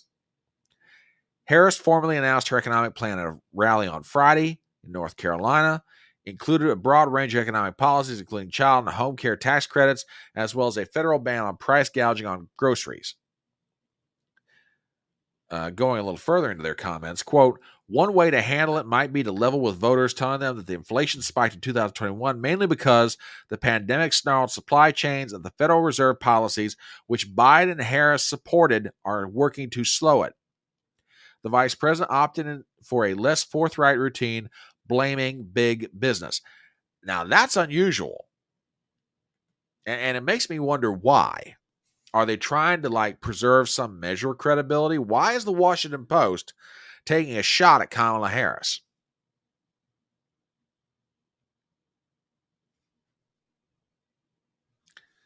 Just asking. And it goes a little bit further than that. Let me find it here real fast. Where is it? Where is it? I had this pulled up. Where is it? I thought I did. I guess not. I mean, they are blaring headlines saying that this is not going to work. CNN is taking Kamala Harris to task over this, okay? This is their economics and business reporter listen to this exchange, because this gets good. Nobody can explain what price gouging means. It's like that old line about pornography. I know it when I see it, in the sense that what does it mean to have an excessive price or an excessive profit margin? That seems to be shorthand for a price or a profit margin that bugs me. That seems too high. So, it's very hard to pin down what this would actually mean. If you look at the legislation that, as I mentioned, is already in the Senate, led by Senator Warren and Senator Bob Casey and a slew of others, the particular way that this is written, which is likely to be the template for any proposal that Harris would eventually embrace, is especially bad in that it just bans excessive prices, grossly excessive prices, grossly excessive profit margins, and says that the Federal Trade Commission can use any metric it deems appropriate to decide what that would mean, which basically says, like, it's not going to be markets, it's not going to be supply and demand that's determining how much your grocery store charges you for milk or for eggs. It's going to be some bureaucrat in DC, which seems like totally unworkable, first of all, for the FTC to be deciding like how much Kroger charges for eggs in Michigan. But it also would be very bad for markets. We've seen this kind of thing tried in lots of other countries before: Venezuela, Argentina, the Soviet Union, etc. It leads to shortages. It leads to black markets. Plenty of uncertainty. And beyond that, the specific way this bill is written might actually increase prices because of some of the other language in it. Things like requiring public companies to disclose in their quarterly reports, their quarterly earnings reports, how they're setting prices, which is a great way to help them collude, which normally we don't want them to do. So anyway, the devil's in the details, I guess, for that bill, but it's really hard for me to imagine any form of legislation that preserves the spirit of what she's proposing that would not be, at best do nothing, at worst cause a lot of harm. 2.5 minutes.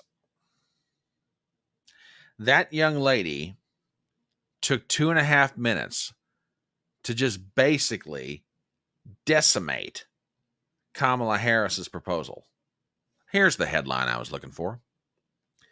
When the Washington Post starts running this kind of a headline on their op-ed page, they're trying to tell you something, and they're not even trying to be subtle about it. WWG1 says, prediction: the DNC will be virtual and they will choose Biden or someone else for president. Once again, they will show their voters they get no say. Hey, look, I'll say this. They've had the virtual vote. The delegates have named her the nominee. I mean, what's going to go on in Chicago for the next 4 days starting on Monday is window dressing. I think that it's going to be unexpected, because if what's being reported is true, and I think it was Gypsy or it may have been up in Connecticut who mentioned this earlier. Yeah, it's up in Connecticut. About 100,000 pro-Palestinian protesters are about to descend on the city of Chicago. If that's the case, and they do what I think's about to happen, folks, if you're old enough to remember 1968, get ready, because this is going to make 68 look like a picnic. I mean, I was not born at that time. I was born a few years later, but I'm telling you right now, if this goes down the way I think it could, it's going to make 68 Chicago look like a Sunday picnic. You ain't seen nothing yet, folks. I'm telling you. This is about to get bad. I mean, really bad. So yeah, she's getting hammered by the right. She's getting hammered by the left. And it's kind of like, wow. I mean, it's just incredible to me. She rolls out her first set of policy proposals, and they absolutely are giving her grief. But here's the funny part about it. Here's the funny part about it.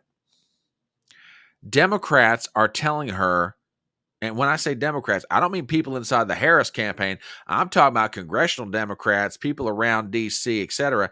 They're telling her to keep her mouth shut. I got a clip here from CNBC, and I'm going to follow it up with an article from Breitbart. You guys need to hear this. Check this out. She hasn't stuck to any very clear set of ideological policies. She's wavered a bit throughout her years in politics. What was interesting Most people would call that flip-flopping, but okay, I digress.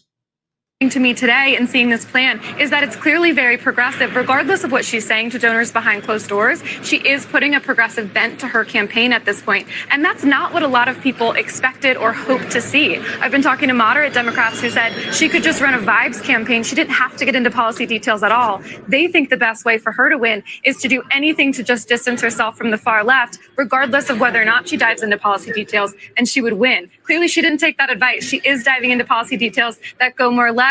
She might be saying other things behind closed doors to make sure corporations are still on her side as well. But clearly she wants to sort of have this brand of the progressive candidate. Yeah. Okay, there's a couple things to break down in that clip, and we got to talk about this. I will make an argument, no, because you heard the first part of that. Behind closed doors, she's telling corporations something else. Okay, so here we go again. Here's what you're telling the voters. Here's what you're telling the business owners.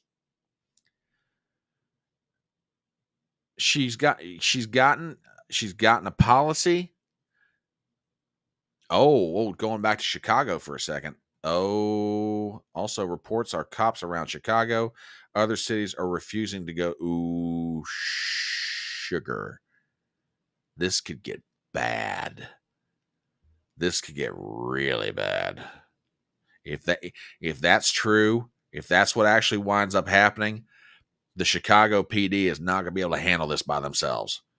100,000 protesters in and around the United Center and the size of the Chicago Police Department, what it is, man, I'm telling you right now, they got big problems coming. But she's behind closed doors. Kamala is telling the big business people, hey, look, I got to say this stuff.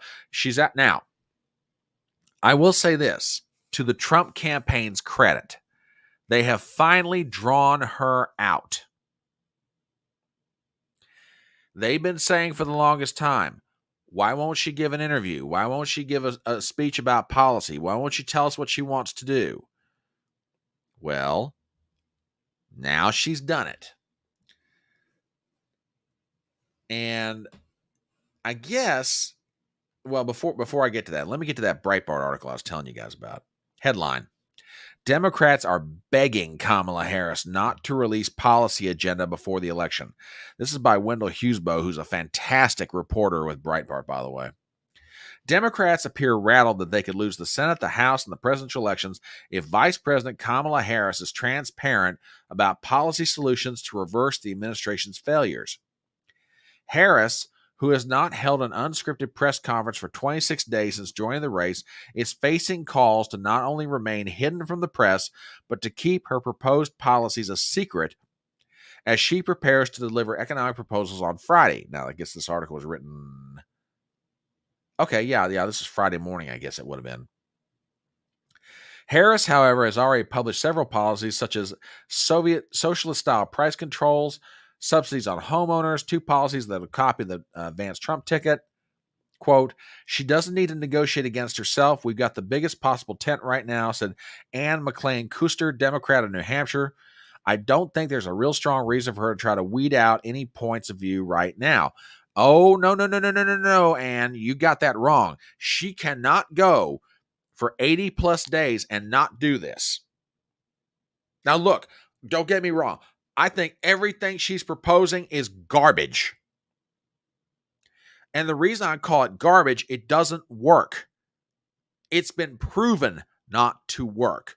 Doing more of the same that doesn't work does not make it work better. It just means you're a dummy and you don't realize this. It shows how not smart you are. Keep on doing the same thing that's causing your problem to begin with. That doesn't necessarily make you smarter. It just means you is that silly. Okay? Oh, this is a frightening part. This is truly frightening. I agree with you completely. But I'm sorry. Look, even as dumbed down as let me rephrase that.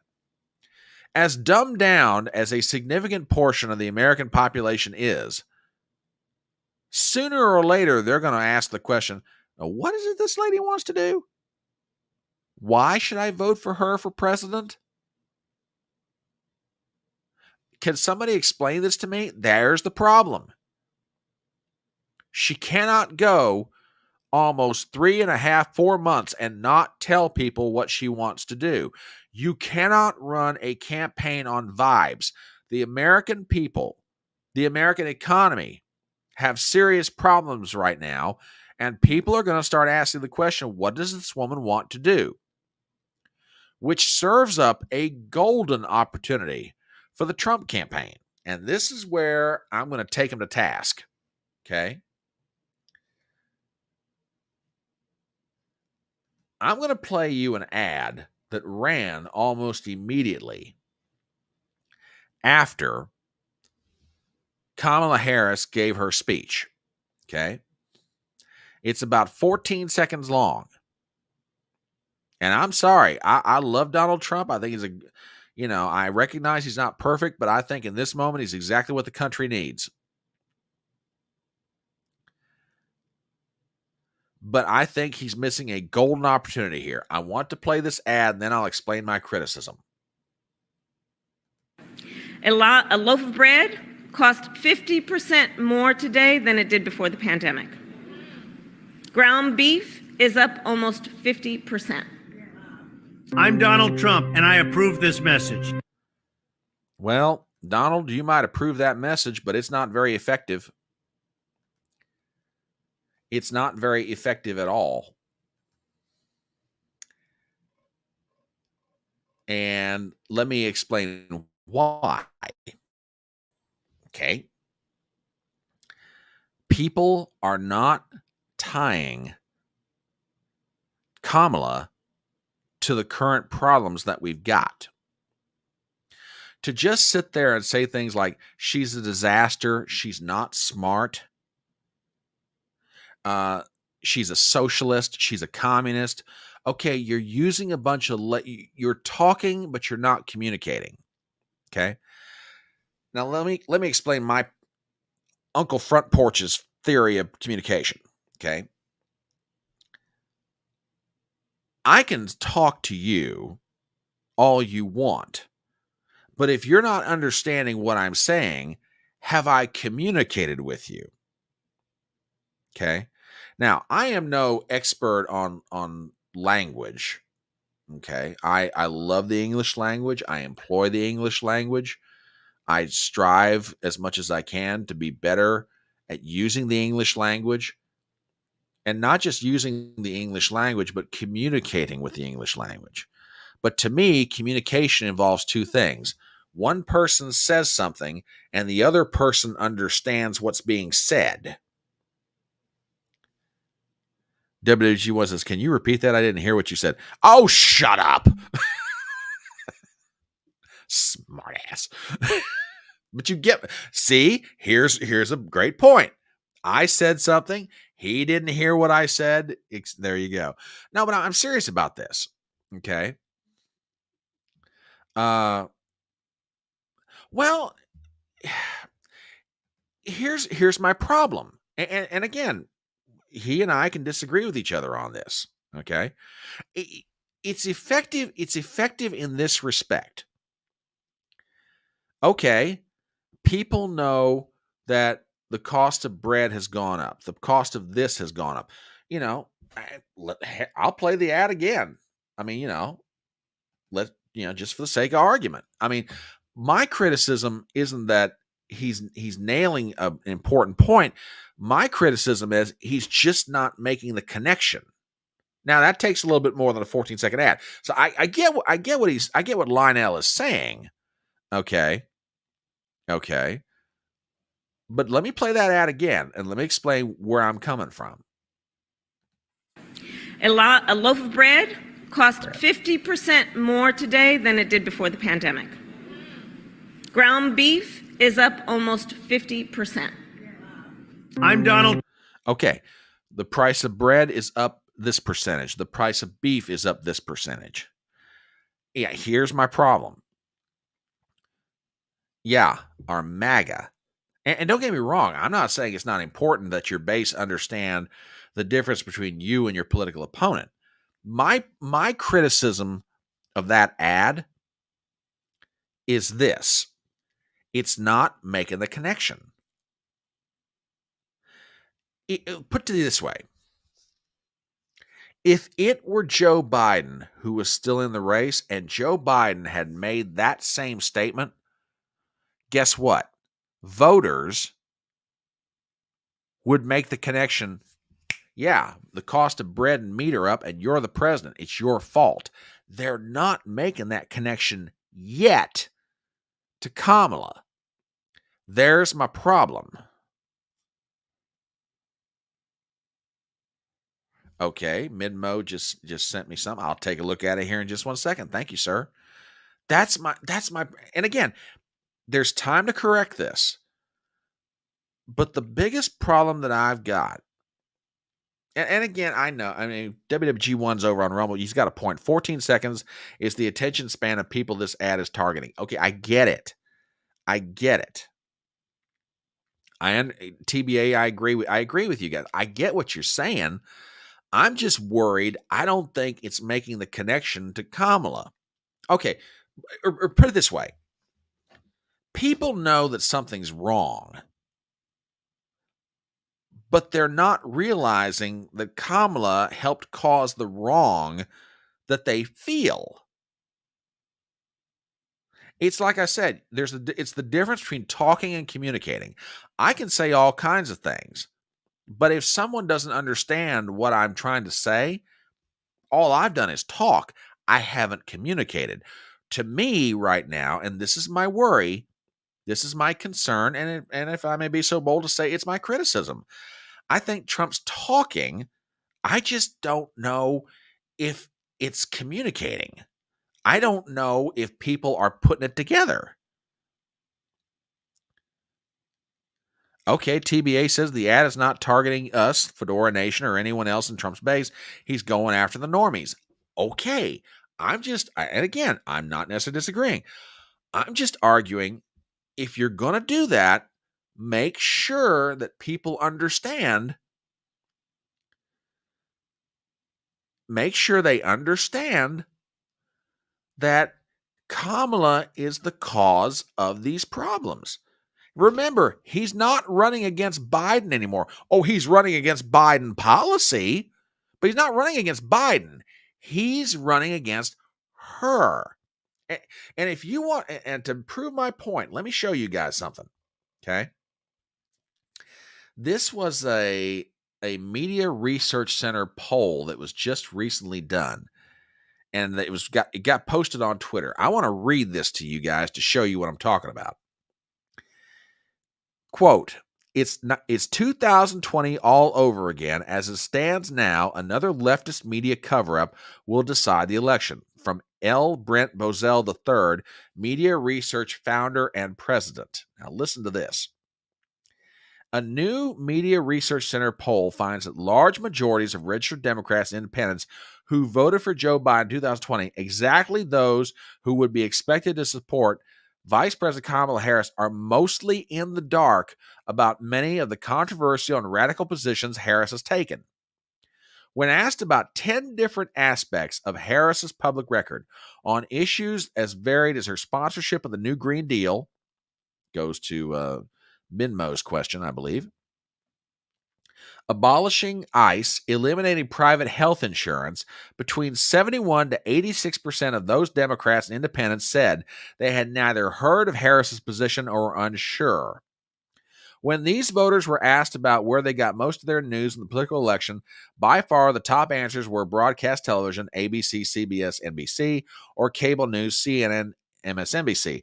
This suggests the knowledge gap found by our poll reveal a failure by these outlets to report on radical positions once supported by the now Democrat nominee for president.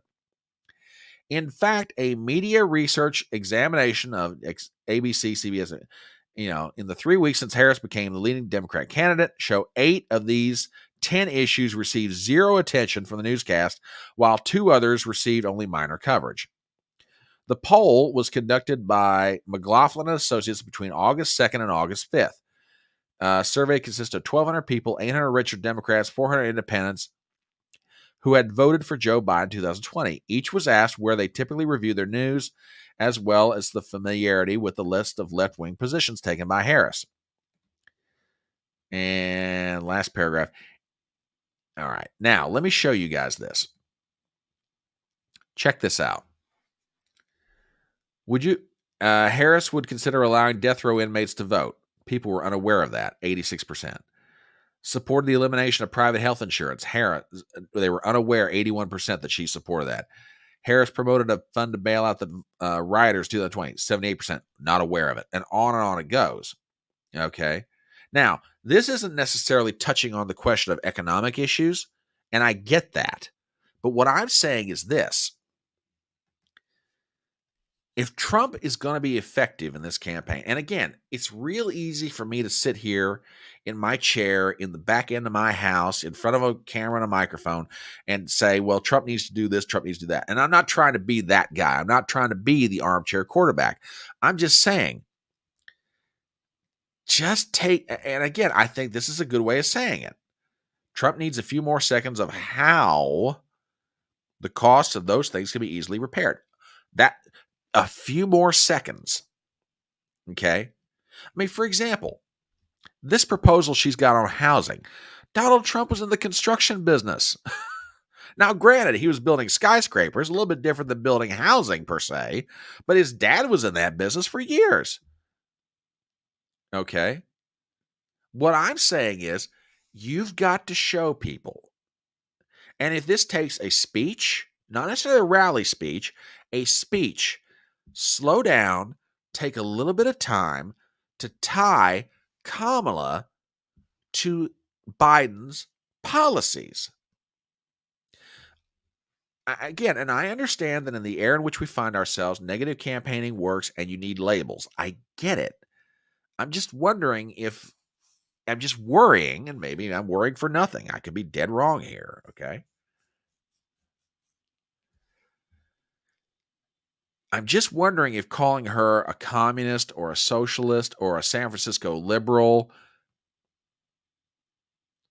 how is that sticking? Is it sticking? I don't know yet. Maybe it is.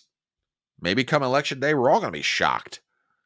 I'm just saying, just slow down just a little bit and explain you don't like high inflation? Kamala helped cause it, and here's how she did it. You don't like what happened on our withdrawal from Afghanistan? Kamala helped cause that. Here's how she did it.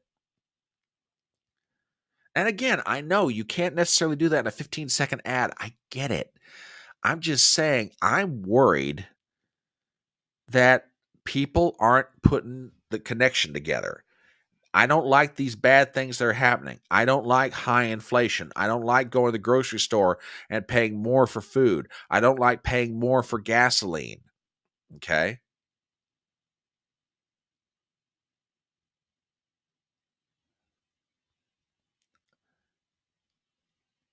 I don't like the crime that's going on in my neighborhood. I see all these illegal immigrants running around. They're causing crime.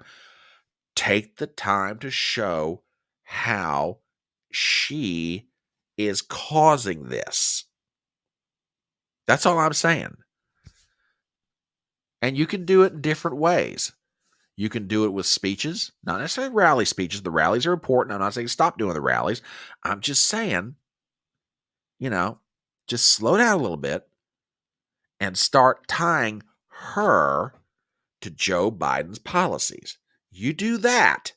When the public makes the connection that she is just as responsible for the misery they're feeling right now as was Joe Biden, she's done.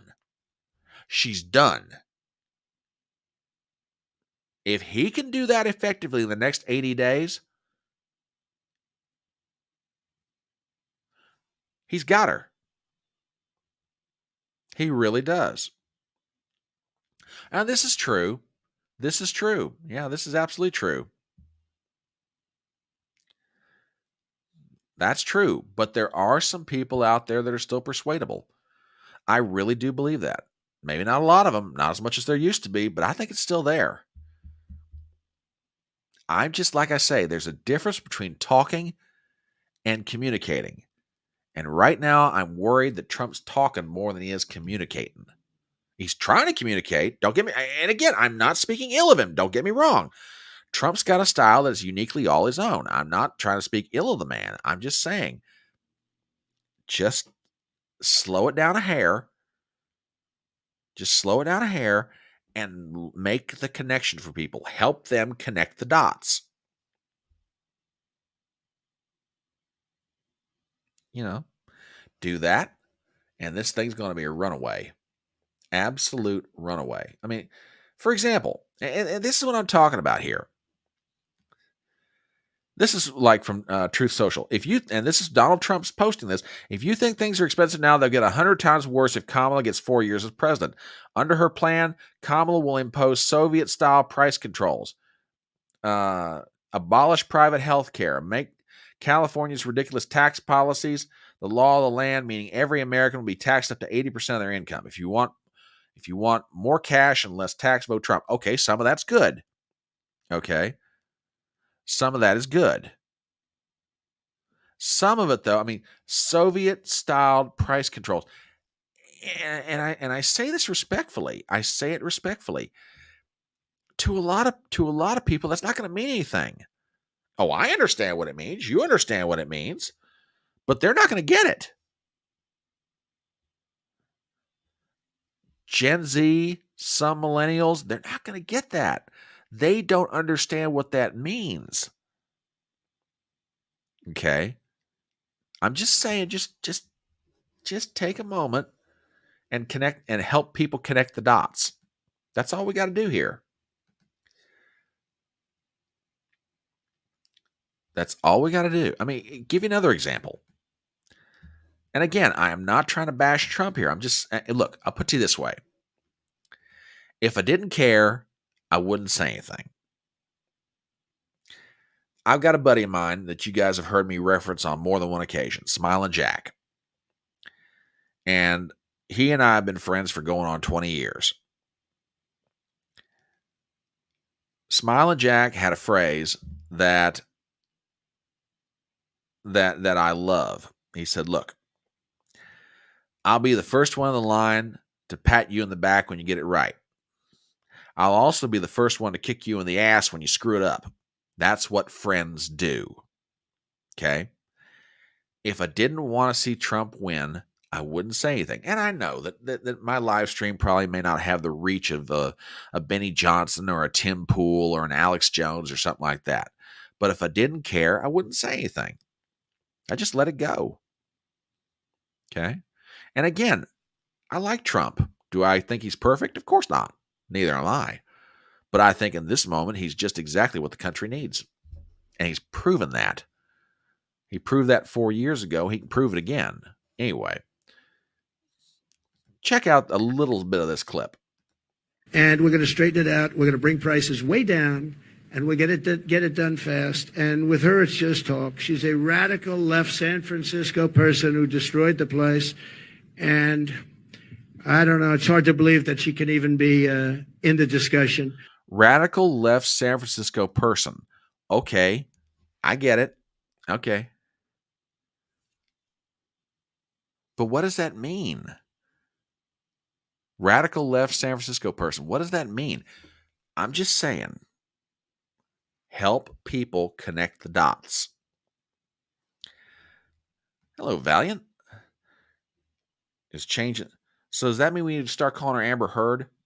Just saying. Good to have you here. Good to have you here, Valiant.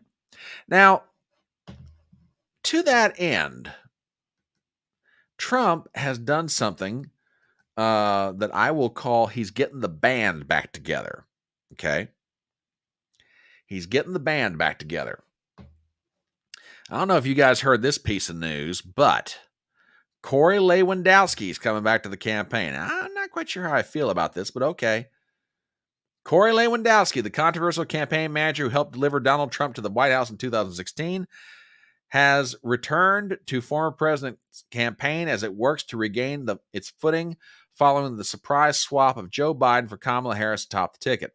Lewandowski, who had remained an informal Trump advisor for the past 8 years, is now going to advise the campaign's senior leadership, as first reported by Politico. The campaign is also adding other Trump veterans to their ranks as part of the shakeup. Tim Murtaugh, who was the communications director for his campaign in 2020, will be joining the team. Alex Pfeiffer and Alex Brusewitz were also top officials for an outside super PAC, are also coming on board. Quote, as we head into the home stretch of the election, we are continuing to advise to add to our impressive campaign team. Campaign managers Susie Wiles and Chris LaSavita said in a statement. Corey Lewandowski, Taylor Budowich, Alex Pfeiffer, Alex Brusewitz, and Tim Murtaugh are all veterans of prior Trump campaigns, and their unmatched experience will help President Trump prosecute the case against Kamala Harris and Tim Walz, the most radical ticket in American history. Okay, I think that's a good idea. I really wish Bannon were here. That one hurts for a lot of reasons, but I wish Bannon were here. So yeah, we got that going on, which I think is a very healthy development. Okay. Now, there is one thing that I'm going to be very, very curious to see after next week. And I'll touch on this just a very little bit. I know let me rephrase that. In theory, she should get a campaign bounce or bounce in the polls off of the convention. Okay. In theory, she ought to get a bounce. Will she do it? Don't get me wrong. The Democrats, the media, Hollywood are going to do everything to make her the second coming of FDR, Hillary Clinton, Barack Obama, all rolled into one. Okay. Is it going to make a difference? Now, she'll get, maybe she will, I'm just very curious to see. I really am.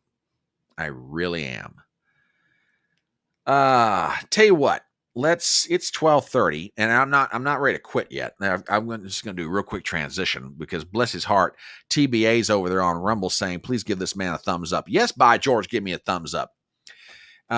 If you happen to be here and you have found your way to this wonderful little live stream that I do, and it's not necessarily wonderful because of me, but I've got a fabulous audience.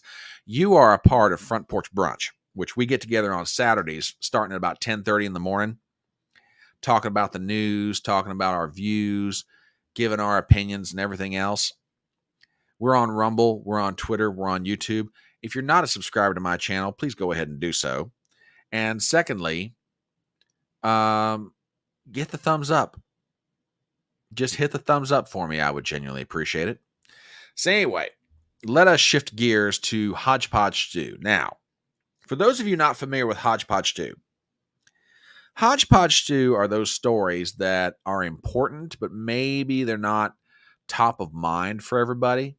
And I got a couple of them here that I want to talk to you guys about.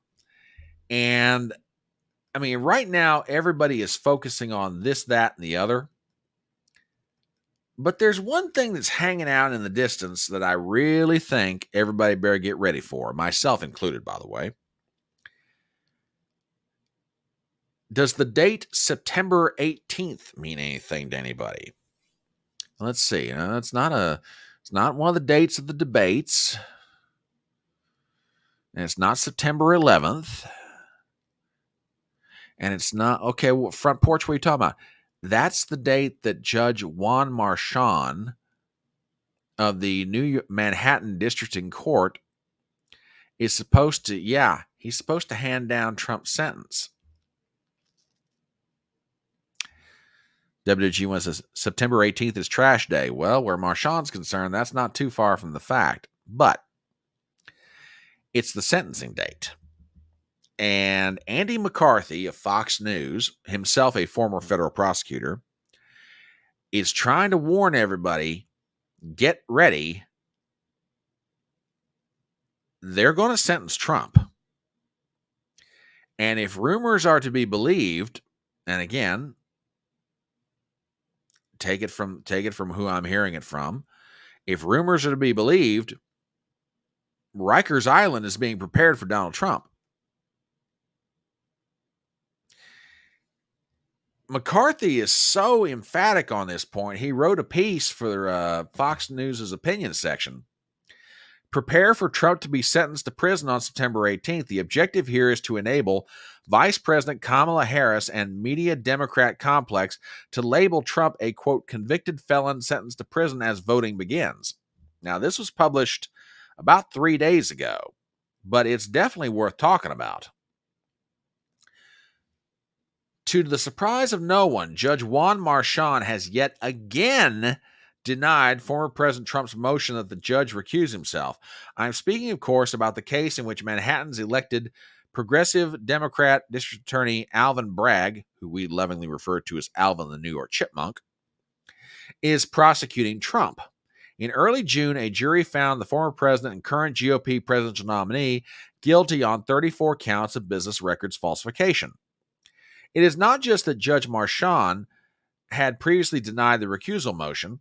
The judge has signaled that, come hell or high water, he intends to sentence Trump on September 18th. If you're keeping score, that's 2 days after early voting in the 2024 election begins in Pennsylvania. The Trump defense has been trying to stave off sentencing, and the lawyers have in what would normally be real ammunition. Okay, and McCarthy goes through to explain all the reasons why this sentencing ought to be delayed. Okay. On Tuesday, Marchand denied the recusal motion. He signaled his intention to do so in a letter to the parties last week. He also said he plans to rule on Trump's immunity claim on September 16th. Now, for those of you who don't know the one I'm referring to, remember the Supreme Court case that handed down a strong but limited form of presidential immunity. Trump's lawyers are making the argument, okay, he has immunity. Some of the evidence that was introduced in this case should never have been there. We should be dismissing the results. Okay. So let's go back to the article. He instructed the lawyers to submit promptly any arguments that intend to impact that subject. Okay. If we may read the tea leaves, Marchand has already decided that he will deny Trump's immunity motion. There is, moreover, a high likelihood that he will impose a prison sentence against Trump right after that. By the time he issued his letter last week, Marchand had weeks to mull over the Supreme Court's immunity decision and Trump team's subsequent brief arguing that the guilty verdict should be tossed out. He told the parties to get ready for sentencing anyway. Obviously, if Marchand had any intention of vacating the verdicts or recusing himself, he would not have stuck to the sentencing date. I suspect that Marchand will rationalize that Trump, A, was not charged based on official presidential acts, and B, would have been convicted even if Bragg's prosecutors had not introduced arguably immunized evidence. Such a ruling might be wrong, especially on the latter point, but Marchand made so many outrageous rulings in this case, it would be foolish to expect him to change course now. In fact, in my own view, even more the Supreme Court's immunity decision, another of its late-term rulings, will bolster Trump's eventual appeal, Erlinger versus United States. There, the court reaffirmed that in criminal cases, important proof elements affecting the potential sentencing must be found unanimously by the jury. Marchand, to the contrary, denied Trump the right to a unanimous verdict on the supposed crime that Bragg alleged that Trump was trying to conceal by falsifying his business records. And this brings us to the main point. The New York prosecution of Trump was politics, not justice. That's why we call it lawfare. The prosecutors and the judges are not concerned about whether convictions ultimately get thrown out on appeal. It's not like Marshawn is actually going to Trump, and it's not like Trump is going to actually going to put Trump in prison. It is virtually certain that Trump will get bail pending appeal. So Marshawn can appear to impose a stiff incarceration sentence without any real incarceration, at least for now, and probably ever. See, now here's where I absolutely disagree with McCarthy. I'm not buying it. I absolutely think Marshawn will try to sentence him to prison. I really do. He will try to put him in. Now, Trump will have the ability to appeal that, of course, I think, on that part. But let me read that. Let me make sure I'm reading that correctly. The prosecutors and the judge are not concerned about whether convictions ultimately get thrown out on appeal.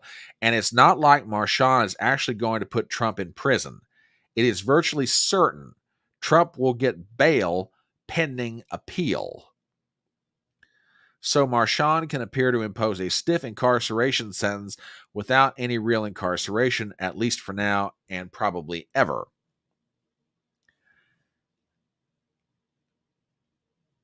The objective here, okay, let me get back to the article. The objective here is to enable Vice President Harris and media Democrat complex to label Trump, quote, a convicted felon sentenced to prison just weeks before Election Day at a time when Americans are already have started voting in many states, not least the potentially decisive Pennsylvania battleground. Prepare for Marshawn to deny Trump's immunity claim and strap in for the sentencing. Now, Valiant, I want to talk about the politics of this for a second, not necessarily the judicial side of it. I want to talk about the politics. And Valiant, I think you're absolutely right. If they jail Trump, they just made sure he wins every state. Well, maybe not every state. California is still, but I think your point. I'll take it a step further. If they try to jail Trump, he wins the election.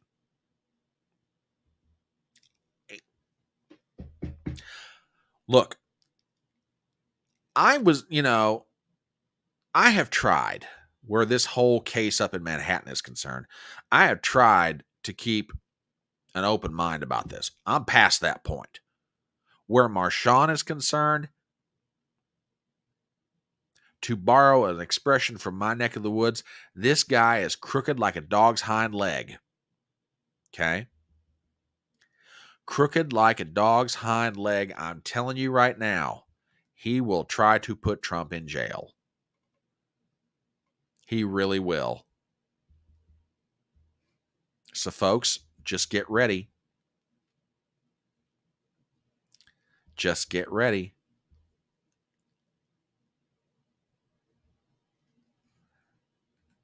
That's an interesting way of putting it. Trying to milk a cow by pushing it through a revolving door. That's a real good point. Yeah.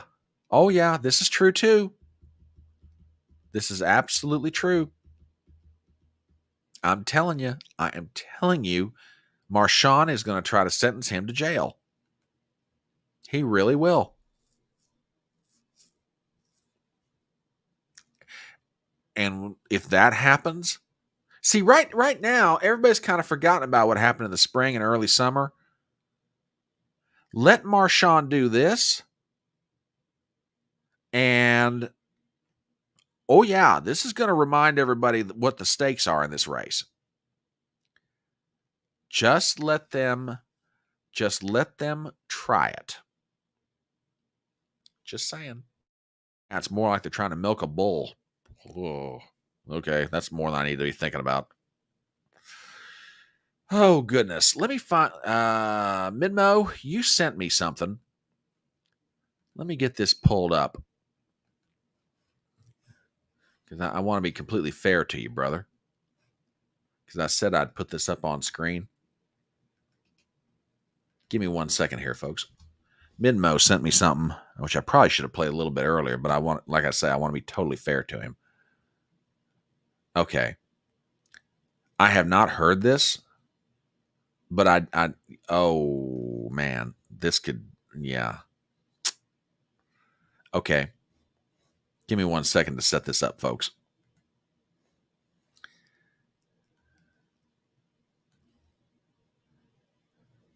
Got a young lady here. And like I said, this was sent in by Midmo. Folks, I'm going to let this run. It runs about 3 minutes. But check this out. I need this message to go out to our vice president who's running for president. I have heard all over social media about, excuse me if I say anything wrong, immigrants getting loans, money. It was hard for me to believe. It was just extremely hard for me to believe. I've been in business such a long time. Back in 2019, I purchased my first food truck. It cost me over $25,000. I paid it cash money. I worked hard to pay for this truck. I'm now selling it because I'm doing other things, but I'm selling it. I had a guy come to look at purchasing my vehicle or my food truck. And he explained to me he's an illegal immigrant. He has no credit. He has no money in the bank. But he showed me his paperwork that he will receive funds to purchase my food truck. I'm thankful that he's buying it, but I'm hurt that I worked so hard to pay cash for my food truck. I have good credit, can't even get a business loan because of the color of my skin. I have veterans in my family. I'm a veteran. I've been self-employed for so long. But somebody, please tell me, how do I work so hard to have somebody who comes to this country, not long, no credit, and he shows me paperwork where they'll be funding him money to buy my food truck. And when I talked to the bank, they told me usually they have to go straight to a dealership because I'm a private sale. But for special circumstances, they're going to, they allow it. But I need my president to tell me why I worked so hard all these years, all these decades. Couldn't get a business loan, but I bust my ass to get the money to create my business. And we got immigrants coming here. And they're getting money. Money! We're doing nothing but just being here. It's not right, and I want answers.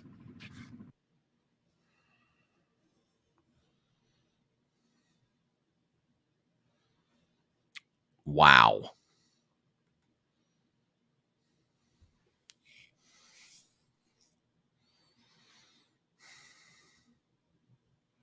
Oh, I think it was sarcasm. I do. But man, that's powerful. I mean, here you have a young lady. She's working really hard. She saved up the money. She bought a food truck.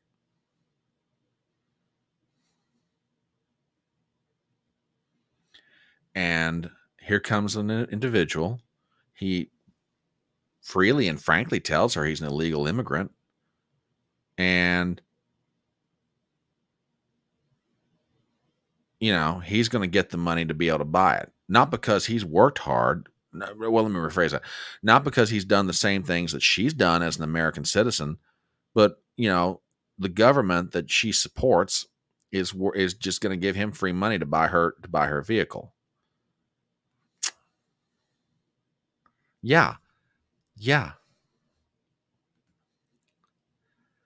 Oh yeah. This is a great Gypsy. This is an absolutely great point. They've gotten everything they've wanted from the black population, and now they moved on to somebody else. Yeah, it's not right. And that tension, to one degree or another, is going to be at the heart of this election. WWG1 over on Rumble says, see, the normies are waking up to the Biden-Harris policy. Sometimes it just takes a while. WWG1, you may be exactly right. Maybe I'm just not connecting the dots myself, which, I mean, your humble host, is always willing to admit he can make a mistake. But Midmo, thank you for sending that. It is. That's heartbreaking. That is just heartbreaking. Matter of fact, give me a second here. I want to retweet that one myself, because just dang.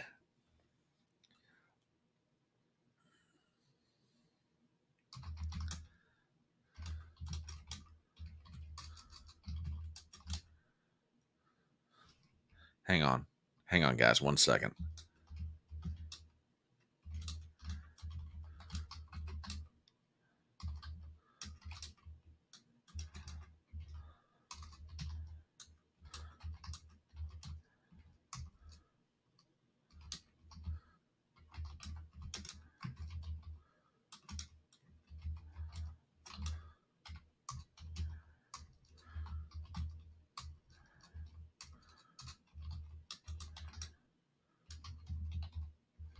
Okay, there it goes.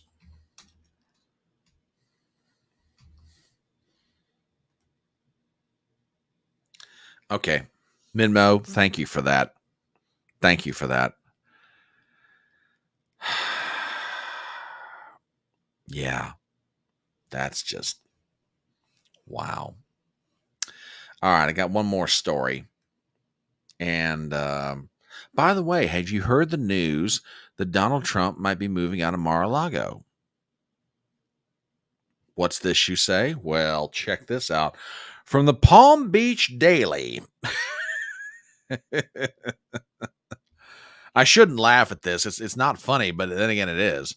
No, you didn't bring down the tone. I'm actually glad you did it. I'm glad you sent it to me, because what we just talked about, that's really it is. It goes to the fundamental question that Americans are starting to ask. I live here. I play by the rules. I obey the law. I pay taxes to my governments, be it city, state, or federal, and I can't get ahead. The federal government's making it harder on me every time I turn around, and now they want me to keep on voting for the very people who are making it harder for me to live my life. And now, you're bringing in a whole group of other people, and I'm looking at everything you're giving them. I'm over here doing everything I'm supposed to be doing, and where's the fairness in that? I think M169 is absolutely right. I really do. It's not fair. And that tension is going to be at the heart of this election, to one degree or another. Because it doesn't matter if you're Democrat, Republican, Independent, whatever you might be, young, old, white, black, Hispanic, it doesn't matter. Gay, straight, doesn't matter. I'm playing by the rules. I'm obeying the law. I'm doing everything I'm supposed to do. And you're giving people who are disobeying our laws every advantage in the world. That's not fair. Oh, yeah. You're right, brother. You're absolutely right. Anyway, Donald Trump may be having to move out of Mar-a-Lago from the Palm Beach Daily. Can Palm Beach shut down Mar-a-Lago? Here's details of a pact that Trump signed. What is a declaration of use agreement, and why does former President Donald Trump's Mar-a-Lago club have one with the town of Palm Beach? Some Palm Beach daily news readers have asked this question in recent days, as the town considers its own legal options, including possibly closing the Mar-a-Lago club to deal with the effects of the U.S. Secret Service ordered indefinite closure of the South Ocean Boulevard near Trump's estate. And while Palm Beach officials have said that any discussions are premature, the question may arise in a very real sense as the date nears for the club to reopen for the town's busy social season, which typically begins around Thanksgiving each year. 3 Mar-a-Lago club members told the Daily News that the club is expected to open October 31st with the club beach, and the part of Mar-a-Lago sits closest to the Atlantic Ocean, opening a bit earlier. Well, apparently, and just to give you guys some gist of what's going on here, due to increased Secret Service presence, they've closed down a road that I guess runs parallel to Mar-a-Lago, as I understand it, South Ocean Boulevard. Well, this is causing serious consternation with the local government there. They're saying, "Hey, we need this road open. I mean, we're about to have tourist season start up. You can't be shutting down this road." Well, the Secret Service is like, "Okay, we get the fact you need tourist season, but we need to protect the president." And apparently, Palm Beach is considering their options. Do we shut down the Mar-a-Lago club? This is crazy. I mean, this is absolutely nuts. So what are they going to do? Throw Donald Trump out of his own residence? I don't know. Crazy the times in which we find ourselves. All right. Let's bring this train into the station. Oh, wait. I got to do one more here. One more. I got one more. Sorry, guys. I'll make this quick. Gypsy sent this to me, and I want to put this up here because I think you're going to find this really interesting. This runs about 1:20, but I think you guys need to see it. Check this out for our last piece of HodgePodge 2. Are you a struggling actor looking for your next big break, or perhaps looking for a reason to practice your regional Southern accents that you've been working on? Well, the DNC has a role for you. Now, they're not looking for actors, but they will pay you per diem, pay for meals and expenses, and fly you out, cover all travel as well. Now, for this non-role role, you will be an authentic Democrat supporter. Doesn't that sound lovely? Now, my favorite part about this is that they're super encouraging regional accents, regional Southern accents, because they want the authenticity to show through, because nothing says authentic like being paid for your supporters. But these things are everywhere, and so many people are talking about them because this whole AstroTurf movement that has been the Kamala HQ, Brat Girl Summer, Coconut Pill thing that's blown up since the attempt on 45, the only reason that's been happening is because the publicity in the press post attempt on 45 was too positive. They needed to switch the narrative and take back control of the narrative, and they did. They did a wonderful job doing that, but it is AstroTurf. It is absolutely AstroTurf. This literally could be your inbox right now, but you're playing and not letting your authentic love for Kamala Harris and the Democrats shine through in your likely Oscar-worthy performance. Like, forget just the Oscars. You want a Tony, you want an EGOT. You deserve all of them. Emmy, Grammy, Oscar, Tony, give it to them. Seriously, if I was a struggling actor, I might have to hit this up. It's just wild to me that one candidate can fill up stadiums and probably could charge a cover and people would still show up, while the other one literally has to fly you out, pay for all your meals just for you to exist in the context with her. My God. Your comments are being censored. What? Oh, for heaven's sake. Valiant, I apologize for that. Not my doing, brother, I assure you. Yeah, I thought you guys might get a kick out of that, and I want to thank Gypsy for sending that in. All right, let's bring this train into the station. It's 1 o'clock. You guys have got things to do, and so do I. Anyway, thank you so much for being here for Front Porch Brunch. You guys are, as always, a load of fun, and we will be back Monday night to start covering the Democrat National Convention. Like I say, for the sake of my mind, body, and sanity, we'll just be streaming the convention in the evenings, unless something comes up during the day that I think is going to be really fun and interesting, or maybe I've got a guest or something, and then at that point, we'll be doing something like that. But short of that, we're going to be streaming Monday nights. Like I said, I've got to talk to Ruben, but I'm going to give him a chance to get settled in this evening. Anyway, I love you guys. Thank you so much for being here. You guys are totally awesome as always. We'll be back Monday night for the start of the Democrat National Convention. Be here. You better be here, and bring some friends with you. If you're not subscribed to this channel, please subscribe. Hit the bell for notifications. Hit the thumbs up. And I love you guys. Have a great weekend. And remember, in the words of that great American philosopher, Tom T. Hall, it's faster horses, younger lovers, older whiskey, and more money. I love you guys. We'll see you Monday night.